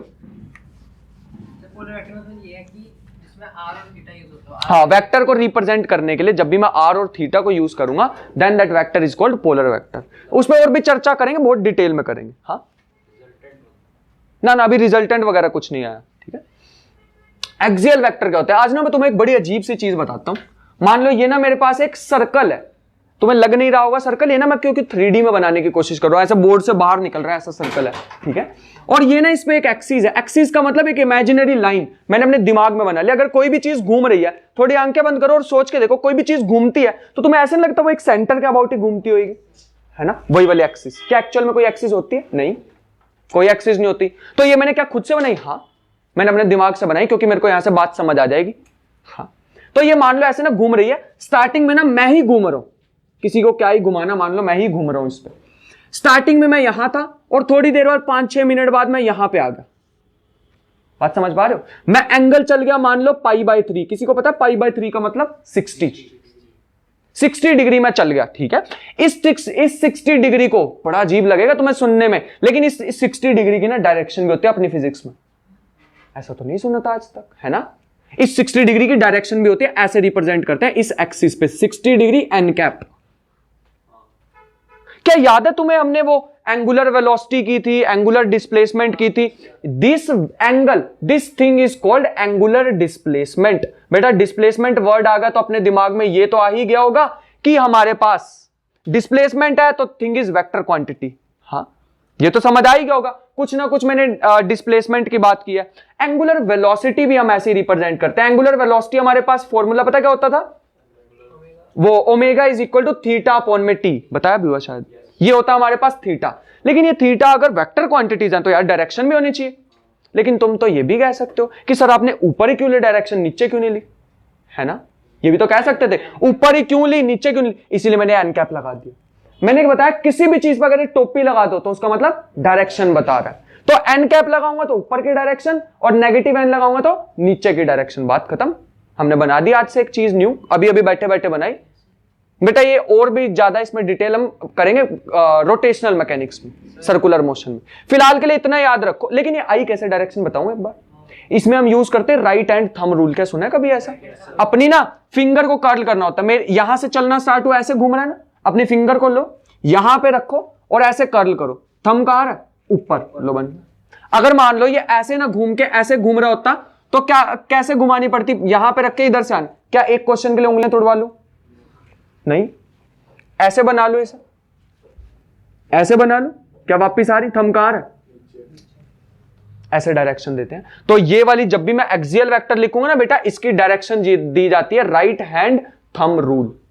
तो RHTR इसकी शॉर्ट फॉर्म होती है, यूज करता रहूंगा। एक और भी रूल होता था वो फ्लेमिंग्स लेफ्ट हैंड रूल, ऐसे ऐसे। हम पूरी फिजिक्स में कहीं नहीं पढ़ेंगे ना, मैं पढ़ाऊंगा 12th में भी नहीं पढ़ाऊंगा तुम्हें।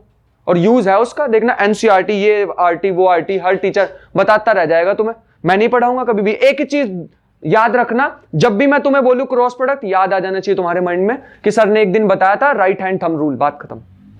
Right hand thumb rule simple क्या होता है कि जब भी हमें एंगुलर क्वांटिटीज जब भी डिफाइन करनी होती हैं तो हम किनका यूज करते हैं? एक्सियल वेक्टर का। और एक्सियल वेक्टर की डायरेक्शन क्या होती है? प्लेन के परपेंडिकुलर। मतलब जो भी प्लेन होगा उसके एक परपेंडिकुलर। तो इसका मतलब ये तो एरिया भी ऐसे ही कुछ आता होगा। अभी होता है ना area is a vector quantity, ऐसे ही कुछ होगा वो भी। जब भी आज तक एक चीज बताऊं बड़ी अजीब सी, एरिया मान लो मेरे को एक सर्कल का लगाना है, सॉरी निकालना है, क्या लिखते थे हम? Area of a circle πr²। बात खत्म हो जाती थी आज तक। बेटा आज से नहीं, अब हम बड़े हो गए, साथ में लगाएंगे एन कैप। एन कैप का मतलब ऊपर की डायरेक्शन, नेगेटिव मतलब नीचे की डायरेक्शन। अब तुम कहोगे जरूरत ही क्या है एन कैप की, है ना, जरूरत ही क्या है एन कैप की? तो बेटा जरूरत ये पड़ी कि अगर मैं इसी प्लेन को ऐसे टेढ़ा कर देता ना, तो ये जो वेक्टर था ना ये भी टेढ़ा हो जाएगा, है ना। सोच के देखो, ये वेक्टर तो हमेशा इसके परपेंडिकुलर रहना चाहिए। सोचो ये वेक्टर ऐसे ही रहेगा, प्लेन ऐसे होगा, क्या रहेगा? परपेंडिकुलर नहीं रहेगा। इसलिए इस वेक्टर को भी इसके साथ साथ ही जाना पड़ेगा ताकि इसके परपेंडिकुलर रहे। अब मेरे ख्याल से इस प्लेन पे बिल्कुल परपेंडिकुलर लग रहा है मेरे को तो, तो क्या ये वेक्टर की डायरेक्शन चेंज हो रही है? मेरे हिसाब से तो हो रही है, पहले यहां था फिर यहां आ गया, तो डायरेक्शन चेंज हो रही है। डायरेक्शन चेंज हो रही है मतलब area is a vector quantity. बेटा इस पे और बहुत चर्चा करने वाले हैं जब हम पढ़ेंगे क्रॉस प्रोडक्ट। धीरे धीरे लेयर बाय लेयर तुम्हें दिखेगा कि मैं ना अभी बहुत सारे डॉट्स छोड़ रहा हूं, है ना। कभी मैंने तुम्हें बता दिया scalar into vector is vector, कभी मैंने तुम्हें डॉट प्रोडक्ट बता के छोड़ दिया, कभी मैंने तुम्हें क्रॉस प्रोडक्ट बता के छोड़ दिया, कभी तुम्हें एरिया वेक्टर बता के छोड़ दिया, है ना। ये धीरे धीरे हमारे डॉट्स जब कनेक्ट होंगे ना, एक बढ़िया हमारा चैप्टर निकल के तैयार होगा। बात समझ पा रहे हो? तो अभी के लिए एक्सियल वेक्टर और भी बहुत सारी क्वांटिटीज और बताओ। जैसे मैंने आज तक तुम्हें कभी ना बताया होगा एंगुलर डिस्प्लेसमेंट, एंगुलर वेलोसिटी। क्या तुम्हें टॉर्क पता है? टॉर्क, वो टॉर्क मैंने कभी बताया था, बड़ी अजीब सी चीज, ऐसे रिप्रेजेंट करते हैं R cross F. R cross F, ये आगे क्रॉस प्रोडक्ट, है ना। ये चीजें भी मेरे पास ऐसे ही इसको रिप्रेजेंट करते हैं। टॉर्क की डायरेक्शन पता कैसे निकलती है? टॉर्क की डायरेक्शन, ये मेरे पास मान लो आर है, ये मेरे पास है डिस्टेंस, और ये मेरे पास है फोर्स इधर की डायरेक्शन में। मैं डायरेक्शन पता कैसे निकालता हूं? आर की तरफ फिंगर रखी और किसकी तरफ कर्ल करूंगा? एफ की तरफ। कहां जा रहा है मेरा थंब? ऊपर, तो ऊपर ही तो आएगी। इनकी डायरेक्शन ऐसे निकालता हूं। जब भी मेरे पास कोई रोटेशन वाली चीज आ जाए, घूमने वाली चीज आ जाए, तो मैं यूज करता हूं right hand thumb rule direction निकालने के लिए। जैसे और भी बताता हूं, एक और चीज होती थी एंगुलर मोमेंटम। क्या ये भी सुना हुआ हमने? एंगुलर मोमेंटम एल से रिप्रेजेंट करते थे। बेटा ये चीजें भी हमारे पास एक्सियल वेक्टर्स होते हैं। एक्सियल वेक्टर मतलब ये एक एक्सिस पे डिपेंड करते हैं। इनके जो वेक्टर की डायरेक्शन होती है किस पे होती है? एक्सिस पे होती है। आई रियली होप कि तुम्हें समझ आ गया। राइट हैंड थंब रूल कैसे यूज करते हैं? जहां पे भी, जैसे मैंने लिखा ए क्रॉस बी, बेटा ये वैसे मैं तुम्हें राइट हैंड थंब रूल पे पूरा आधा लेक्चर हमारा इसी पे निकलेगा जब क्रॉस प्रोडक्ट कराऊंगा। मान लो ये रहा मेरा बी वेक्टर और ये रहा ए वेक्टर, ठीक है। ए से बी पे जाओ, ए पे फिंगर रखी, बी पे गए, थंब कहां रहा? बाहर, तो डायरेक्शन आ गई। एक काम करते हैं, बी क्रॉस ए निकाल के देखो। बी पे रखी, ए पे गया, थंब अंदर। लेकिन यूज कौन सा हाथ करना? सीधा हाथ, वो भी अपना, ठीक है। तो पक्का समझ आया? तो ये हमारे पास नेक्स्ट चीज पे चलते हैं। नेक्स्ट है ट्रू फॉल्स। थोड़ी गेम खेलते हैं अब। हाँ नोट करो।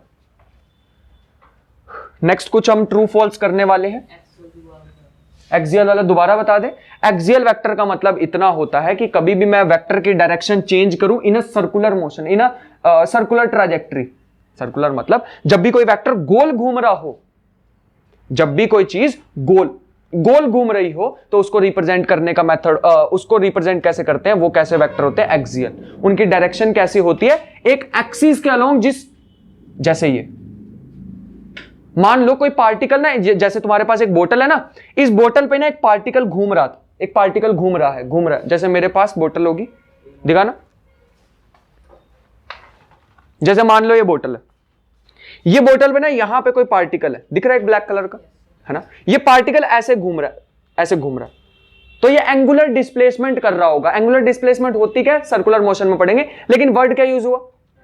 हाँ, वर्ड का यूज हुआ डिस्प्लेसमेंट, तो डायरेक्शन तो होनी चाहिए थी। और एंगुलर यूज हुआ तो मतलब गोल घूम रहा होगा। गोल घूम रहा है और डायरेक्शन होनी चाहिए, गोल घूमते हुए डायरेक्शन मेरे दिमाग में आ जानी चाहिए एक्सियल वेक्टर। एक्सियल वेक्टर क्या कहता था? जिससे चलना स्टार्ट हुआ और जहां डायरेक्शन में चल रहा है उस तरफ उंगली घुमाई, तो वेक्टर कहां आना चाहिए? ऊपर।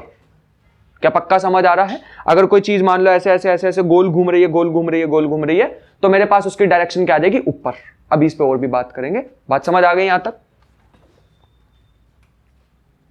नेक्स्ट हमारे पास है कुछ ट्रू फॉल्स जिनसे हम बात करना चाहेंगे। देखो फर्स्ट हमारे पास क्या है, ध्यान से लिख लेना इसके बाद। Are two equal vectors always parallel? True और false? Two equal vectors are parallel और नॉट? हाँ, पैरेलल होने चाहिए। इक्वल वेक्टर क्या होता है? Same direction same magnitude, equal vectors. दूसरा, all anti parallel vectors are always negative vectors? All anti parallel vectors are negative vectors? False. क्यों बेटा? एंटी पैरेलल में तो मैग्नीट्यूड सेम हो चाहे डिफरेंट हो कोई फर्क नहीं पड़ता, लेकिन नेगेटिव वेक्टर क्या होते हैं? Magnitude same but direction is opposite. पक्का समझ आया? तीसरा, two coinitial vectors are always coplanar? Two coinitial vectors are always coplanar? बेटा गलत। टू कोइनिशियल सॉरी, इसने क्या कहा है? टू कोइनिशियल। ट्रू। टू बोल ले। अरे दो से वॉल्यूम कैसे बना लोगे? है ना। दो पेन को तो जैसे ही जोड़ दो, दो पेन को तो तुम कैसे ही जोड़ दो। अब तुम कहोगे, अब तुम दो पेन को ऐसे जोड़ रहे हो, तुम कहोगे ये रहा मेरे पास एरिया। अब तुम कहोगे इसको ऐसे भी तो कर सकते थे बेटा, इससे भी तो अब ये एक ही प्लेन पास होगा, है ना। तुम कैसे भी जोड़ दो इसको, ऐसे ऐसे ऐसे ऐसे कैसे भी रख दो, ये हमेशा क्या बनाएंगे, एक एरिया। कभी वॉल्यूम नहीं बना सकते। हाँ, 3 से बन सकता है। क्या मैं अगर बोलता स्टेटमेंट मैं खुद से बनाता हूं, 3 collinear vectors are always coplanar, क्या सही है? 3 collinear vectors are always coplanar. क्यों? एक और पेन दो। अब तुम कहोगे ये लो, हो तो गए कोप्लेनर। कहां है इसका वॉल्यूम? ले बेटा ऐसे बना लो, बन गया वॉल्यूम। इसको यहां से ज्वाइन करोगे, इसको यहां से, बन गया वॉल्यूम। हाँ, तो ऑलवेज तो गलत हो गया, फॉल्स, है ना। पक्का समझ आ रहा है ना? हाँ, तो ये हमारी नेक्स्ट स्टेटमेंट थी। नेक्स्ट पे आते हैं। नेक्स्ट ये कह रहे हैं, अच्छा तीसरी वही पूछ रही थी next. 3 coinitial vectors may be coplanar. 3 coinitial vectors may be coplanar. हाँ हाँ, कभी कभी हो सकते हैं, हमेशा नहीं। बहुत अच्छा। नेक्स्ट आते हैं पोजीशन वेक्टर, बट उससे पहले नोट कर लेते हैं। Vector represented by R and theta is called polar vector. अभी पोलर होते क्या है इस पे तो पूरी चर्चा करेंगे, अभी करने वाले हैं। देखो, अब पोजीशन वेक्टर से पहले एक चीज रह गई, यूनिट वेक्टर। तो नेक्स्ट हम करते हैं यूनिट वेक्टर। बेटा यूनिट वेक्टर जो है अपने पे, मेरे हिसाब से ना बैकबोन कहते हैं ना किसी चीज की, यूनिट वेक्टर है। देखो क्या, अभी मैंने तुम्हें एक ना चीज दिखाई थी, वो ऐसे वाला डायग्राम बनाया था, याद है? अभी वो ऐसे ऐसे मैं एरो बना रहा था यहाँ पे, ऐसे ऐसे। यार बहुत बेकार लग रहा था मेरे को, बार बार उसमें डायरेक्शन देखी कैसे निकाल रहा था मैं, x minus x, x minus x, ऐसे ऐसे लगा रहा था। एक काम करते हैं, न्यू चीज डिफाइन करते हैं जिसे हम कहते हैं यूनिट वेक्टर। ये ना ऐसे प्राणी है, ऐसी चीज है जिनके पास मैग्नीट्यूड होता है 1 और इसके पास डायरेक्शन क्या होती है, along a particular axis, along a particular axis, particular axis. जैसे मान लो मैंने एक रोबोट खरीद के लाया, मैंने उसको कमांड दी 3 मीटर चलो एक्स की तरफ, ठीक है, 3 मीटर चल गए। मैंने इसको कहा 4 मीटर चलो वाई की तरफ, 3 मीटर चलो जेड की तरफ, बाहर आ जाएगा। क्या तुम्हें पता है जेड एक्सिस एक्चुअल में बोर्ड पे मैं रिप्रेजेंट तो करता हूं लेकिन ये बोर्ड के बाहर है, क्या पता थी आज से पहले? हाँ, तो ये बोर्ड के बाहर आ जाएगा। मैं थोड़ी देर के लिए इसको ऐसे दिखा देता हूं, बट समझ लेना कि ये बोर्ड से बाहर है। बाहर तो नहीं बना सकता ना, तो मान लो बोर्ड से बाहर आ गया रोबोट। लेकिन यार मेरे को बढ़िया नहीं लगा बार बार ये X axis, Y axis, Z axis बोलना।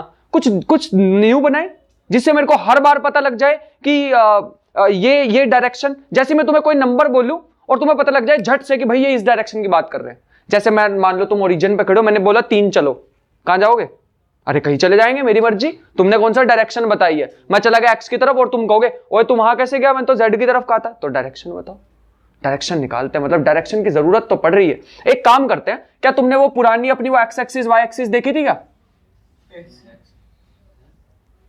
अरे वो एक्स एक्सिस वाई एक्सिस नहीं पता क्या तुम्हें?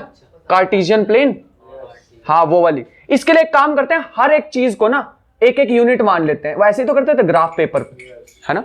यहां पे भी ऐसे 1 2 3 4 5 6 7 8। एक काम करते हैं, इसकी एक यूनिट को ना आज से मैं बोल दूंगा जे कैप। कैप क्या यूज क्या रिप्रेजेंट करेगा? डायरेक्शन। दूसरी को भी बोल दूंगा जे कैप, तीसरी को भी जे कैप। क्या आज के बाद अगर मैं तुम्हें बोलूं चलो 3 जे कैप, कहां जाओगे? कितने? 3 जे कैप। एक को मैंने क्या बोल दिया? जे। दूसरे को भी क्या बोल दिया? जे। तीसरे को भी क्या बोल दिया? जे। एक्स के लिए भी कुछ यूज करें, आई यूज कर लेते हैं इसके। आई कैप यूज कर रहा हूं, मतलब सिर्फ क्या बताएगा? डायरेक्शन। मतलब एक हमने ना काम कर दिया। इस यूनिट वेक्टर के पास क्या है? डायरेक्शन। मैग्नीट्यूड कितना? 1। किसके इक्वल है? 1 यूनिट के इक्वल है। बात समझ आ गई? तो मैग्नीट्यूड कितना हुआ? 1 और डायरेक्शन कितनी हुई? Along a particular axis. I cap लिखूंगा तो क्या समझोगे? आई का मतलब होगा अलोंग एक्स एक्सिस। वाई का मतलब क्या होगा? सॉरी, जे कैप का मतलब क्या होगा? Along Y axis. और एक के कैप का मतलब क्या होगा? Along Z axis. N cap का मतलब क्या होगा? ये तो बताया नहीं। एक काम करें, एन कैप को ना आज से यूज, वो एक्सियल वेक्टर में यूज किया था अभी, है ना, वही वाला एन कैप। तो इसको यूज कर लेते हैं along along a particular axis. हमें नहीं पता इसके लिए इसको किसके लिए यूज करेंगे, तो इसको ना संभाल के रख लेते हैं, बाद में कभी यूज कर लेंगे। हमारे पे थोक में पड़ा हुआ तो, मतलब वो एक्स्ट्रा रखा हुआ, कभी जरूरत पड़ेगी यूज कर लेंगे। एन कैप, बात समझ आ गई? एन कैप का मतलब सॉरी, जब भी कैप लगा दूंगा ये चीजों का मतलब, यूनिट वेक्टर का मतलब जिसका मैग्नीट्यूड क्या हो 1 और डायरेक्शन क्या हुआ लूंगा पर्टिकुलर एक्सिस। मेरे को क्योंकि ज्यादा काम किसके साथ करना है, एक्स वाई जेड एक्सिस के साथ, इसीलिए मैंने डिफाइन कर दी आई कैप जे कैप के कैप। बस आज से जब भी पता लग गया ना आई कैप जे कैप के कैप, झट से पता लग जाएगा बेटा मेरे को ये चीज। अब एक काम करो, इसे ना लिखना सीख ले। अगर मैं तुम्हें बोलूं 3 आई कैप मतलब 3 चलो एक्स की तरफ, -4 जे कैप नीचे की तरफ चलो 4 स्टेप्स, है ना। ऊपर अगर जे जे होगा नीचे होगा -जे जे। अगर 6 बोलू के कैप, बाहर की तरफ कितना 6। अब बेटा ध्यान से सुनना पड़ेगा एक चीज, अगर मैं तुम्हें बोलूं 2 आई कैप प्लस 3 जे कैप, इसका मतलब क्या हुआ? खड़ा कहां पे होना है सबसे पहले? ओरिजिन पे। चलेंगे कहां? पहले 2 चलो एक्स की तरफ और 3 चलो वाई की तरफ। क्या उल्टा भी कर सकते थे, 3 वाई की तरफ फिर 2 एक्स की तरफ? हाँ, सोच के देख लो। 2 पहले एक्स की तरफ चला, 3 वाई की तरफ चला, यहां पहुंचा। 3 वाई की तरफ चला, 2 एक्स की तरफ, सेम ही तो पहुंच रहा हूं, तो कोई फर्क नहीं पड़ेगा, अपनी मर्जी है। हमने तो डायरेक्शन बतानी थी, बता दी। अच्छा एक बात और, क्या हम इतने बेवकूफ तो नहीं है कि वो 2 आई कैप 3 जे कैप को लिख देंगे 5 आई जे कैप? अरे नहीं, जिस चीज का पता नहीं उसे छेड़ना नहीं, ठीक है बेटा। कभी कभी सोया कुत्ता भी काट जाता है, बस वैसे ही हमारे पास हाल, ऐसे नहीं करना कभी भी। अगर मैं लिख दूं -5 के कैप, बताना इसका मतलब 2 चलेंगे एक्स की तरफ, चले गए। 3 चलेंगे वाई की तरफ, ऊपर चले गए। और माइनस चलेंगे 5 की तरफ, अंदर चले गए। बात समझ गए? इनको ना प्लस नहीं कर सकते, वो तो हमें पता ही है। अरे इसका इसके साथ कोई लेना देना ही नहीं है। वो आई है, वो जे है, वो एक्स की तरफ, वो वाई की तरफ, है ना बेटा। यही चीज हमने बातों बातों में ना एक चीज सीख ली, this is called position vector. बात सीख ली एक बातों बातों में। मतलब मैं रिप्रेजेंट करके दिखाता हूं, मतलब अगर मैं एक्स वाई जेड एक्सिस बना, बेटा ये 3D डायग्राम है, थोड़ा ध्यान से दिमाग लगाना। एक्स वाई प्लेन में घूम रहा है, बहुत अच्छा पॉइंट। इफ के is 0, if this term is 0, मतलब वो एक्स वाई प्लेन में है। बात समझ में आ गई? कभी भी मैं ये वेक्टर लिखू ना आर वेक्टर, मैं अभी बताऊंगा आर वेक्टर क्या होता है, वैसे इसको कहते हैं पोजीशन वेक्टर। जब भी मैं आर वेक्टर लिखूंगा 2 आई कैप माइनस जे कैप, झट से समझ गए बेटा ये कहां पड़ा हुआ पार्टिकल? एक्स वाई प्लेन में। एक्स वाई प्लेन मतलब 2D, बहुत अच्छे, इसको 2D भी लिख सकते हैं। मान लो मैंने कभी लिख दिया आई के कैप, आई प्लस के कैप, आर वेक्टर ये दिया हुआ मान लो कोई, मतलब क्या समझे? एक्सजेड प्लेन में घूम रहा होगा, ठीक है, एक्सजेड प्लेन। प्लेन का मतलब तो शायद समझते होंगे तुम, है ना। हाँ बहुत अच्छा, हम समझ गए। हाँ मैं ये बता रहा था, मान लो मैं तुम्हें कभी कहूं एक्स की तरफ चले, मैं थोड़ा 3D में बनाने की कोशिश कर रहा हूं, तो बेटा ध्यान से देखना, ठीक है। वाई की तरफ ऐसे चले और जेड की तरफ ना ऐसे आ गए। मैं तुम्हें अभी 3D बना के दिखाऊंगा, अभी तो मजा नहीं ना आ रहा, अब देखना। शायद मेरे ख्याल से बात बन चुकी है, लग रहा है क्या थोड़ा थोड़ा 3D आ रहा ना, लग रहा है बाहर की साइड। तो ड्राइंग में तो तुम्हारा भाई है तेज, आर्टिस्ट तो है तुम्हारा भाई, है ना। हाँ तो ये हमारे पास एक्स एक्सिस, ये वाई एक्सिस और ये जेड एक्सिस। इसका मतलब ये पार्टिकल एक्स पे चला होगा, वाई पे चला होगा, जेड पे। बेटा आर वेक्टर को कैसे शो करूं? आर वेक्टर को शो करने का सीधा सीधा तरीका, ओरिजिन पे जाओ, ओरिजिन से यहां से जोड़ दो, this is called R vector. और इस आर वेक्टर को क्या कहते हैं? Position vector. बात समझ में आ गई? क्या इससे मैं डायरेक्ट भी पहुंच सकता था? हां, अगर तुम इस लाइन के थ्रू आते तब भी वहां पहुंचोगे, लेकिन हमने लाइन के थ्रू नहीं आना, हम तो ये वेक्टर को यूज करके आएंगे। 2 चलूंगा एक्स की तरफ, 3 चलूंगा वाई की तरफ, और मान लो +5 चलूंगा जेड की तरफ, तो बाहर आना पड़ा। क्या 3D में पक्का लग रहा है ना तुम्हें? हाँ हमें लग रहा है डायग्राम 3D में। चलो ये हमारे पास हो गया पोजीशन वेक्टर, जो कि हमें बहुत अच्छे से मजेदार तरीके से समझ आ चुका है। कुछ प्रॉपर्टीज लिखते हैं यूनिट वेक्टर की, साथ साथ करेंगे। सबसे पहली प्रॉपर्टी है बेटा आई जे के इक्वल नहीं होते। बताओ क्यों? अरे तीनों 1 ही तो थे, फिर भी इक्वल नहीं है, डायरेक्शन अलग अलग है। बहुत अच्छे, सबसे पहली प्रॉपर्टी हमारे पास आ गई कि इनकी डायरेक्शन अलग अलग है। दूसरी प्रॉपर्टी, इनके मैग्नीट्यूड क्या होते हैं? इक्वल। अब मैंने क्यों इक्वल, अच्छा ये बार का मतलब मैग्नीट्यूड, अभी बताया था स्टार्टिंग में। इन पे बार लगा दिया तो मतलब इनके मैग्नीट्यूड और इनके मैग्नीट्यूड इक्वल है क्या? हाँ, कितना होता है? 1। बहुत अच्छे। नेक्स्ट, अगर मुझे यूनिट वेक्टर निकालना ही पड़ जाए गलती से, अच्छा एक मिनट, यूनिट वेक्टर निकालना पड़ जाए तो कोई बड़ी बात नहीं है। वेक्टर कैसे लिखते हैं? ए वेक्टर मैग्नीट्यूड इनटू में डायरेक्शन, तो ये भी तो यूनिट वेक्टर ही होगा। अच्छा ए कैप लिख दिया, उसे डायरेक्शन ही तो बता रहा है। ये ए कैप को कैसे लिखूंगा? ए वेक्टर अपॉन में मैग्नीट्यूड। बेटा आज एक बड़ा इंपॉर्टेंट फॉर्मूला पड़ गया, पता लग गया हमें, बेटा बार बार यूज होगा, देखना। तो हमें पता लग गया यूनिट वेक्टर का फॉर्मूला क्या होता है? वेक्टर अपॉन में उसका मैग्नीट्यूड। अब तुम कहोगे एक भी क्वेश्चन नहीं आया, थ्योरी थ्योरी पढ़ी जा रहे हैं, है ना? आने वाला बेटा एक बड़ा खतरनाक वाला। वेक्टर अपॉन में उसका मैग्नीट्यूड। किसका मैग्नीट्यूड? उसी वेक्टर का मैग्नीट्यूड। कहीं वेक्टर कोई लिख दिया और मैग्नीट्यूड घर से लेके आ गए, ऐसे नहीं। अच्छा एक क्वेश्चन पूछूं, कितने यूनिट वेक्टर्स पॉसिबल है? How many unit vectors are possible? How many, ध्यान से सुनना, how many unit vectors are possible? ध्यान से सोच के, ऐसे नहीं जवाब देना। How many unit vectors are possible? 1 2 3 4 5 6 7 8 infinity, 2 times infinity, 3 6 क्यों? 6 इंफिनिटी क्यों?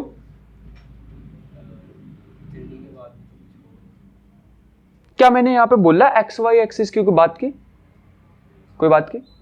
कितनी डायरेक्शंस पॉसिबल होती है जिसमें मैंने कोई बात ही नहीं की, फंस गए यहां पे। बेटा ऐसे ऐसे क्वेश्चन मिलेंगे हमें कॉन्सेप्चुअल। कितने यूनिट वेक्टर्स पॉसिबल होते हैं? इनफाइनाइट। कितने यूनिट वेक्टर्स पॉसिबल होते हैं कार्टेशियन प्लेन के लिए? 3 आई जे के। मैंने ये तो बोला कहीं? क्या मैंने बोला? एक्स वाई और जेड एक्सिस के लिए? अरे मैंने तो कुछ भी नहीं बोला। मैंने तो सिंपल तुमसे ये पूछा कितने यूनिट वेक्टर पॉसिबल होते हैं, तो तुमने मेरे को कहना चाहिए था इनफाइनाइट, क्योंकि इनफाइनाइट डायरेक्शंस हो सकते हैं जिसमें मैं जा सकता हूं, और हर डायरेक्शन के लिए एक लगा दो यूनिट वेक्टर। कोई पंगा?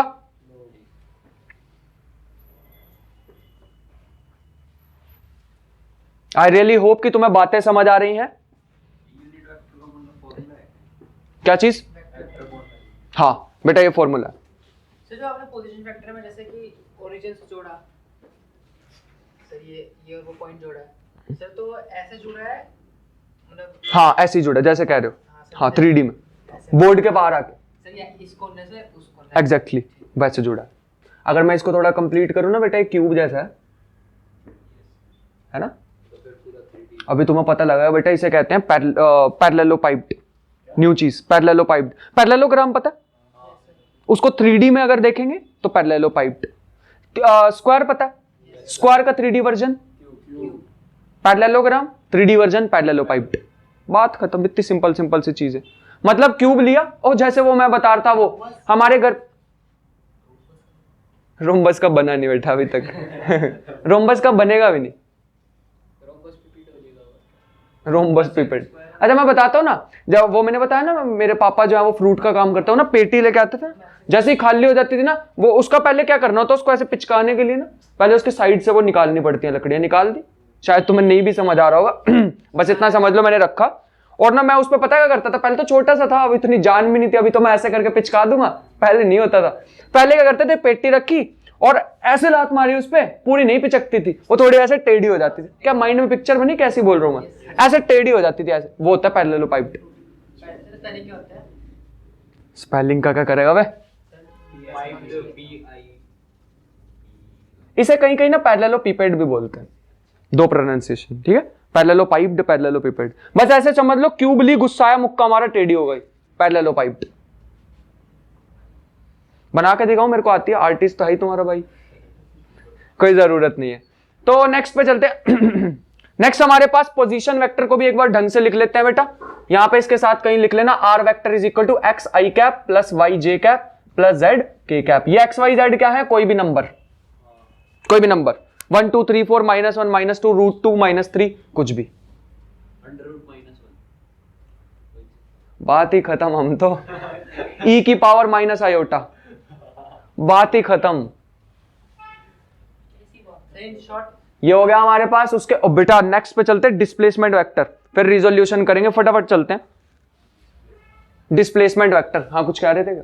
इसका ये है कि जो पोजीशन वेक्टर है उसमें जितने पॉसिबल जो है डायरेक्शन है वो लिखने होते हैं, डायरेक्शन में जो से पार्टिकल गया यूनिट। ये पोजीशन वेक्टर सिर्फ हमें कोई भी वेक्टर दे दोगे ना तुम मेरे को 2i cap 3j cap 4k cap, वो पोजीशन वेक्टर है, बस इतना ही मीनिंग है उसका, ठीक है। पोजीशन वेक्टर मतलब पूरे स्पेस में अगर मेरे को कहीं भी पॉइंट लगा दोगे तो उसमें कुछ ना कुछ x होगा, कुछ ना कुछ y होगा, कुछ ना कुछ z होगा, मतलब ये है। अगर x प्लेन पर तो वो पोजीशन वेक्टर तो 0 हो जाएगा उसका k कैप, लेकिन है तो, है ना, 0 k कैप। अच्छा वापिस आते हैं बेटा, ये देखियो मूवी में मैं कहां तक आ रहा हूं, यहां तक आ रहा हूं, यहां तक चल, कोई नहीं कोई नहीं, एकदम सारी कैमरामैन बन जाएंगे, है ना। चलो आ जाओ, नेक्स्ट चलते हैं बेटा डिस्प्लेसमेंट वेक्टर पे। डिस्प्लेसमेंट वेक्टर भी मैंने ऊटपटांग तरीके से याद कर रखा, मैं तो कहता हूं वैसे ही याद कर लो जैसे मैंने पढ़ा हुआ। डिस्प्लेसमेंट वेक्टर मैंने कैसे याद कर रखा था, पहले मैं बता दूं होता क्या, फिर अपना वही ड्रामा तो इसमें करना ही अपना, है ना। मान लो ये हमारे पास ना एक्स वाई जेड एक्सिस है, Y axis Z axis sorry X X. बेटा एक चीज तुम्हें बताऊंगा, तुम कहोगे सच में ऐसे भी होता था। बताऊं एक चीज, कई कई बार ना टीचर ऐसे करते हैं, यहां पे वाई एक्सिस लिख देते हैं, यहां पे जेड एक्सिस लिख देते हैं, देखा कभी ऐसे कई कई टीचर। बेटा गलत होता है, गलत होता है, बताऊं कैसे। ये जो चीज है ना हमारे पास, ये मतलब आज ही याद कराऊंगा और आज ही भूल जाना, हमारे काम के नहीं, ऐसे ही बता रहा हूं फालतू में। ये वेक्टर पता कैसे, ये एक्सिस पता कैसे लगाते हैं, वही राइट हैंड थंब रूल से करना, एक्स और वाई को, एक्स पे रखा वाई की तरफ जेड बार, सही बनाई ना। अगर मैं जेड यहां बना दूं तो करना एक्स से वाई, एक्स पे रखा वाई पे करना नीचे, गलत बना दी, नीचे बनानी चाहिए थी, गलत बना दी। अगर ये बनाता ना, इसको हटा दो, अब सही है क्या, ऐसे यूज करूं। नहीं ना, बस अपनी समझ से बाहर है, टीचर अलग पजल, बच्चे तो फिर। चलो ये हमारे पास एक्स एक्सिस, ये वाई एक्सिस और ये अपनी वही पुरानी जेड एक्सिस, मतलब हम बिल्कुल सही कर रहे हैं। जब भी चेक करना हो ना, एक्स पे रखा वाई पे जेड, बेटा टीचर ने कभी बना दी मत बोलना गलत है क्लास में, और ऐसे चांटा वाटा खा के आ जाओगे। बनाने तो जो बना रहा है। शौक है मेरे को, ये मेरे को शौक है ये। चलो करें, आ जाओ। डिस्प्लेसमेंट वेक्टर का मतलब है, पहले वेक्टर यहां था, मान लो ये ओरिजिन है, फिर वेक्टर यहां पे आ गया, तो ये कुछ यहां से लेके यहां तक कुछ पोजीशन वेक्टर होगा। मान लेते हैं R vector is equal to x1 i cap plus y1 j cap plus z1 k cap. ये x1 y1 z1 कैप कोई भी नंबर है ना, कोऑर्डिनेट्स, जैसे वो उसमें लिखते थे 2,3, वैसे ये है 2,3,5 फॉर एग्जांपल। और b के भी कुछ लिख देते हैं, x2 i, पक्का समझ आ रहा है मैं क्या लिख जा रहा हूं, z2 k कैप। चलो हमें बात समझ आ गई। मैं गया कहां से कहां तक, a से b तक। डिस्प्लेसमेंट कैसे लिखूं, अब वो देखना, डिस्प्लेसमेंट को कैसे लिखते हैं। एक तो होगा ट्रेडिशनल मेथड, एक तुम्हारे भाई का लॉन्च किया हो। ये होता है डिस्प्लेसमेंट वेक्टर को लिखते हैं ए बी वेक्टर, सॉरी इसके पूरे को ऊपर लिखना हमें, ए बी वेक्टर को लिखते हैं O B vector minus O ए वेक्टर। लिख के दिखाता हूं फालतू का तरीका। ये ओ बी को कैसे लिखेंगे, वो आर वेक्टर दिख रहा है, इसको R1 इसको R2 वेक्टर था, और ओ ए किसके इक्वल है, R1। इसको करो x1 i कैप, बोलो R2 R1 कहां से आया सर, बेटा ये इतना R1 था, मैंने बताया था ओरिजिन से लेके यहां तक होता है, उसमें बताया अभी, है ना। ये R1 ये R2, बेटा ये जिंदगी में नहीं याद होगा तुम्हें, R2 माइनस R1 करना है जब मैं क्वेश्चन कराऊंगा। अभी देखना एक तरीका बताऊंगा, Z1 k कैप, और यहां से माइनस अगर हम कर दें, अरे मैंने उल्टा लिख दिया, x2 x2 x2, x1 i cap plus y1 j cap plus z1 k cap. बेटा इकट्ठा कर लो x y z, i cap को देखा तो x2 माइनस x1, j को देखा तो y2 माइनस y1, और k को देखा तो z2 माइनस z1। बात समझ आ गई, this is called position vector. करना पड़ेगा, मतलब पहले दिस इज कॉल्ड, OA चला फिर हाँ मैं तुम्हें क्वेश्चन भी कराऊंगा ऐसे, जब मैं तुम्हें अभी कराऊंगा, अभी सिर्फ 2 मिनट में एक बढ़िया वाला क्वेश्चन आने लगा। जब एक चीज पे फोर्स लगाया, वो पहले इस पॉइंट पे था, फिर इस पॉइंट पे चला गया, बताओ वर्क डन। अभी कराऊंगा, कोई पंगा लेने वाली बात नहीं है किसी चीज से। अगर ओए बढ़ाओ तो क्या ओए कुछ फर्क नहीं पड़ेगा, ओए बढ़ाओ ओबी बढ़ाओ, बस ये देखना कहां से चले कहां पे पहुंचे। तो मैंने तो पता कैसे याद रखा। एक डाउट है हाँ हाँ हाँ, कि आपने ओए ही क्यों लिया? ए से भी थीटा की बात वही बनती और थीटा कहाँ लगा है इसमें? बेटा लेकिन मेरे को पोजीशन वेक्टर तो ये पता है ना, ये तो मेरे को पता ही नहीं थी चीज, तभी तो निकाल ली। ये तो मैंने निकाली ना अभी ये रही। ओबी में से ओए ये नहीं, मुझे तो ये पता था, ये पता था, ये तो पता ही नहीं, वरना तो सीधे निकाल लेता। माइनस ए में से ओबी माइनस ओए ओ ए माइनस ओ बी लिखते, ये भी कह रहे हो तुम, है ना। एक्चुअल में हम क्या करते हैं, final position minus initial position, ये कहीं फॉर्मूला पड़ा हुआ है, डिस्प्लेसमेंट फाइनल पोजीशन माइनस वही तो है। तो सर हमें दी होगी जैसे हाँ हाँ, मैं अभी क्वेश्चन कराऊंगा, अगर बी से जो तुम्हारे फिजिक्स में आएगा ना क्वेश्चन, वो भी कराऊंगा।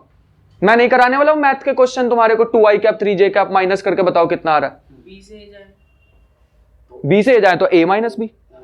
मैंने तो पता कैसे याद, मेरे को भी तुम्हारे सेम जैसे डाउट थे कि क्या कहां से कहां करना, मैंने तो सीधा याद रखा, पोजीशन वेक्टर जब सॉरी डिस्प्लेसमेंट वेक्टर याद रखना, वेक्टर के कम से कम वो डायरेक्शन तो दी होगी ना उसने, ऐसे वेक्टर बना के। मैंने तो पता कैसे याद रखा था इसको, खोपड़ी माइनस पूंछ। मैं बता रहा हूं, मेरे को तो ऐसे ही याद, ऐसे ही काम करे मैंने, खोपड़ी माइनस पूंछ। अब पूछो बेटे तुम कुछ भी मेरे से, तुमने कहा अभी इसको बी से ए तरफ जा रहा हो, खुद से बताओगे अभी तुम क्या करो। ओ ए माइनस ओ बी, मेरे को पता कैसे पता चला, खोपड़ी का है इसकी वेक्टर की ए बी, ये रही माइनस पूंछ। मेरे पास तो ये देखो अपना लॉन्च किया हुआ, तुम ऐसे याद करो। हेड से हेड तो नहीं, है हेड से हेड तो एंगल थोड़ा निकालना तो हेड से हेड क्या बेटा, इसमें तो कुछ है ही नहीं इशू, ये भी तो हेड से हेड ही था। थीटा थोड़ी ना निकालना है इसमें। और क्यों मिक्स कर रहा है चीजों को, ज्यादा ही कोलाइड हो गई जा तेरी खोपड़ी पे असर पड़ रहा है बेटा ज्यादा, है ना।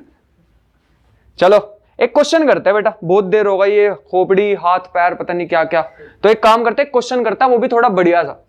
हाथ जोड़े, मेरे को नहीं लाल में पीला डाल के नीला करना, मेरा तो विश्वास उठ गया था जब मैंने वो बेंजीन के साथ 4 OH लटके हुए देख लिए थे एक बार। मैं सच बता रहा हूँ, ना सच बता रहा हूँ, क्या हुआ एक बार मैं जब जेई मेंस का पेपर दिया, अच्छा तैयारी तो मैंने बताया था मैं तैयारी नहीं की थी, वही बोर्ड का पढ़ा और चला गया, क्लियर हो गया वो अलग बात है। फिजिक्स आती थी, मैथ भी आता था थोड़ा बहुत, देखा वहां पे जाके बैठा, क्लास में भी नहीं पढ़ी कभी, एक तो एक्सपेरिमेंट इतने बेकार, एक दिन वो मैंने पता नहीं क्या सॉल्यूशन है उसमें डाला, नीला हो गया, और अगले दिन डाला वो पीला हो गया। अरे वो रीजन भी नहीं बता रहे टीचर। तो हाँ, तो फिर मैंने वहां पे बैठा जेई मेंस में, अच्छा इतनी ज्यादा नहीं पढ़ रखी थी, सीरियसली मैंने बहुत ज्यादा नहीं पढ़ रखी थी। वहां देखो इतनी गंदी सी बेंजीन, उसके ऊपर 4 ऐसे OH लटके हुए, यहां से CH, यहां से ब्रोमीन लटका। मैं हाथ जोड़ रही हूँ, ये पढ़ा क्वेश्चन में, नेगेटिव मार्किंग नहीं लूंगा इसमें। फिर तब से विश्वास उठ गया, तो फिजिक्स पे आ गए। मुझे जैसे मुश्किल लगती है मुश्किल लगती है बेटा, उतनी मुश्किल है नहीं, वैसे मुश्किल नहीं है, हमें लगती है ये एक्सेप्शन है। एक्सेप्शन। चलो करें। अच्छा नेक्स्ट तो मैं क्वेश्चन करा था बेटा, तुम एक काम करते हैं, क्वेश्चन लिखते हैं, और जो वीडियो देखेगा कभी फ्यूचर में उसको भी क्वेश्चन मैं पढ़ के सुना देता हूं। A particle moves 3 metre due west, 4 metre due south, finally 12 metre vertically. लिखोगे बेटा, लिखने का कुछ है ही नहीं, वो डायग्राम बना देता हूं मैं, ठीक है। चलो एक काम करते हैं, इसको ना 3D में बनाने, फिर मेरा वही आर्टिस्ट जगा लेता हूं, तो मैं एक डायग्राम बनाने का प्रयास करता हूं। ये लो, ये रही हमारे पास वो एक्सिस बेटा, ये जमीन है वो अर्थ की। अच्छा तुम्हें क्या ये पता था वो नॉर्थ साउथ ऐसे ही होते हैं? ऐसा नहीं होता, ऐसा तो नहीं कभी कहा कि रेन आ रही है नॉर्थ डायरेक्शन में, ऐसे ऐसे आ रही, ऐसा तो नहीं कभी सुना। पहले तो वो रिपोर्टर से विश्वास उठा लेना अपना। ये हमारे पास नॉर्थ ईस्ट वेस्ट ये वो, और अगर मैं ऊपर की डायरेक्शन बनाऊंगा इसका मतलब क्या होगा, 3D में चला गया, ठीक है। ये 2D प्लेन है, ये वही अपनी जमीन है। आई रियली होप कि तुम्हें ये समझ आया मैंने क्या बनाया। A particle moves 3 metres due east, east कहां है, क्या क्वेश्चन लिखा है, 3 मीटर ड्यू वेस्ट, सॉरी ये हमारे पास वेस्ट की तरफ चला कितना, 3, बात समझ आ गई। और 4 मीटर चला साउथ, क्या सही बना रहा हूं? और 12 मीटर चला वर्टिकली अप, मतलब क्या वर्टिकली अप का मतलब बच्चे पता क्या समझाते हैं? नॉर्थ की तरफ। अरे नहीं, वर्टिकली का मतलब होता है ऊपर। कितना चला? 12। ईस्ट पे डायरेक्शन हाँ, ये ना समझना पड़ेगा बेटा, मैं कैसे बनाऊं अब इसको 3D। या लग रहा है थोड़ा थोड़ा? लग रहा है लग रहा है ना? ये 3D में ये था 3, ये है 4 और ये कितना है? 12। ये वर्टिकली अप है 3D में। इसमें लिख देते हैं छोटा सा 3D।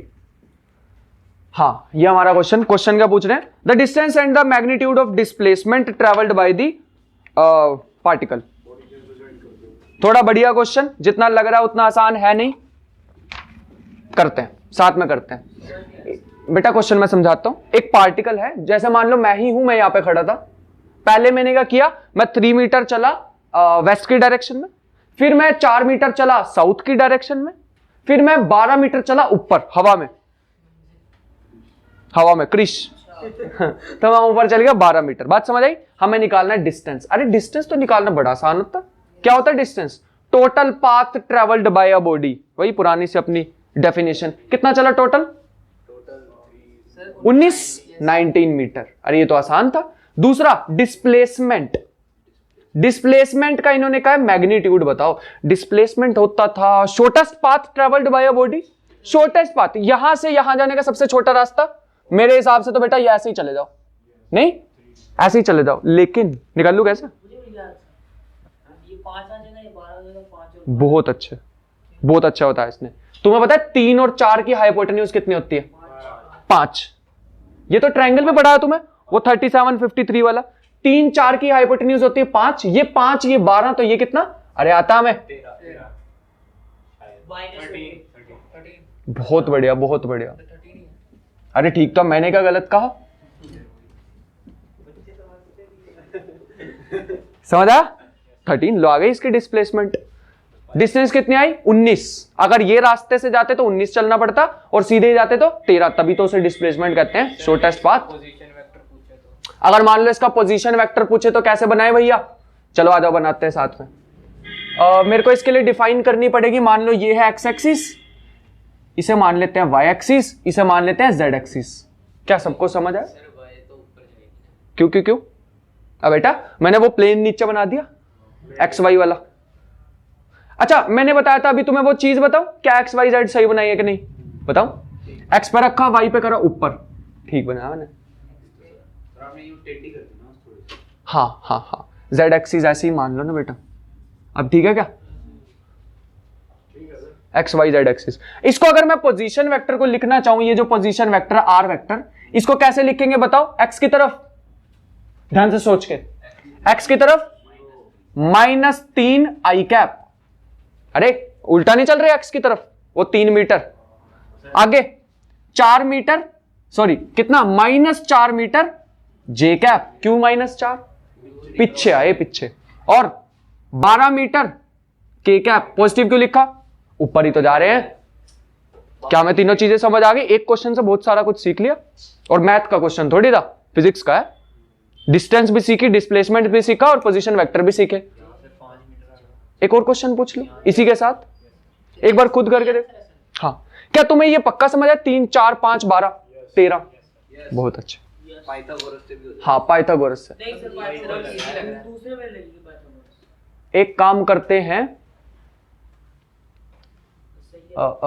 ये मान लो ए पॉइंट और यहां कहीं मान लो बी पॉइंट। थोड़ा डायग्राम गंदा हो जाएगा, क्या तुम्हें लिखना है क्वेश्चन? ये लिख लिया? यहां मान लो दूसरा है R2 वेक्टर। अब मेरे को बताओ ये ए पॉइंट ये बी पॉइंट, तो बताओ डिस्प्लेसमेंट ए से बी जाने में। भाई साहब बहुत बढ़िया क्वेश्चन पूछ लिया। अगर तुम्हें वो पूरा क्वेश्चन लिख के बताओ ना तो बहुत अच्छा क्वेश्चन बन जाएगा। सुनो सुनो सुनो, मैं एक चीज बताता हूं। मैंने पहला पैराग्राफ तुम्हें पढ़ के सुनाया, ये क्या हम कन्वर्ट कर सकते थे खुद से? हाँ, अब हम प्रैक्टिस करेंगे तो हमें पता लग जाएगा। जो मैंने बुक बताई ना HC वर्मा वगैरह, उससे कर लेना। मैंने दूसरा क्वेश्चन तुम्हें बना के दिया। दूसरा यहां से स्टूडेंट से पता लगा क्या हम ये पोजीशन वेक्टर लिख सकते हैं? हाँ, तो मैंने दूसरा क्वेश्चन खुद से बना लिया। तीसरा क्वेश्चन, अगर मान लो एक और, अगर वो यहां से चल के यहां वाले पोजीशन वेक्टर पे आ जाए तो बताओ डिस्प्लेसमेंट वेक्टर कितना होगा? OB माइनस OA या OA माइनस OB? कैसे पता लगा? बहुत अच्छे, बहुत अच्छे बेटा, तेज हो रहे हो। डिस्प्लेसमेंट वेक्टर क्या आ जाएगा? हमारी वो secret language k minus P, समझ गए ना क्या है? हाँ, तो कितना आया k OB माइनस OA, क्योंकि ये वेक्टर है तो ऊपर लगा देते हैं ना, कर देते हैं आसान इन पे।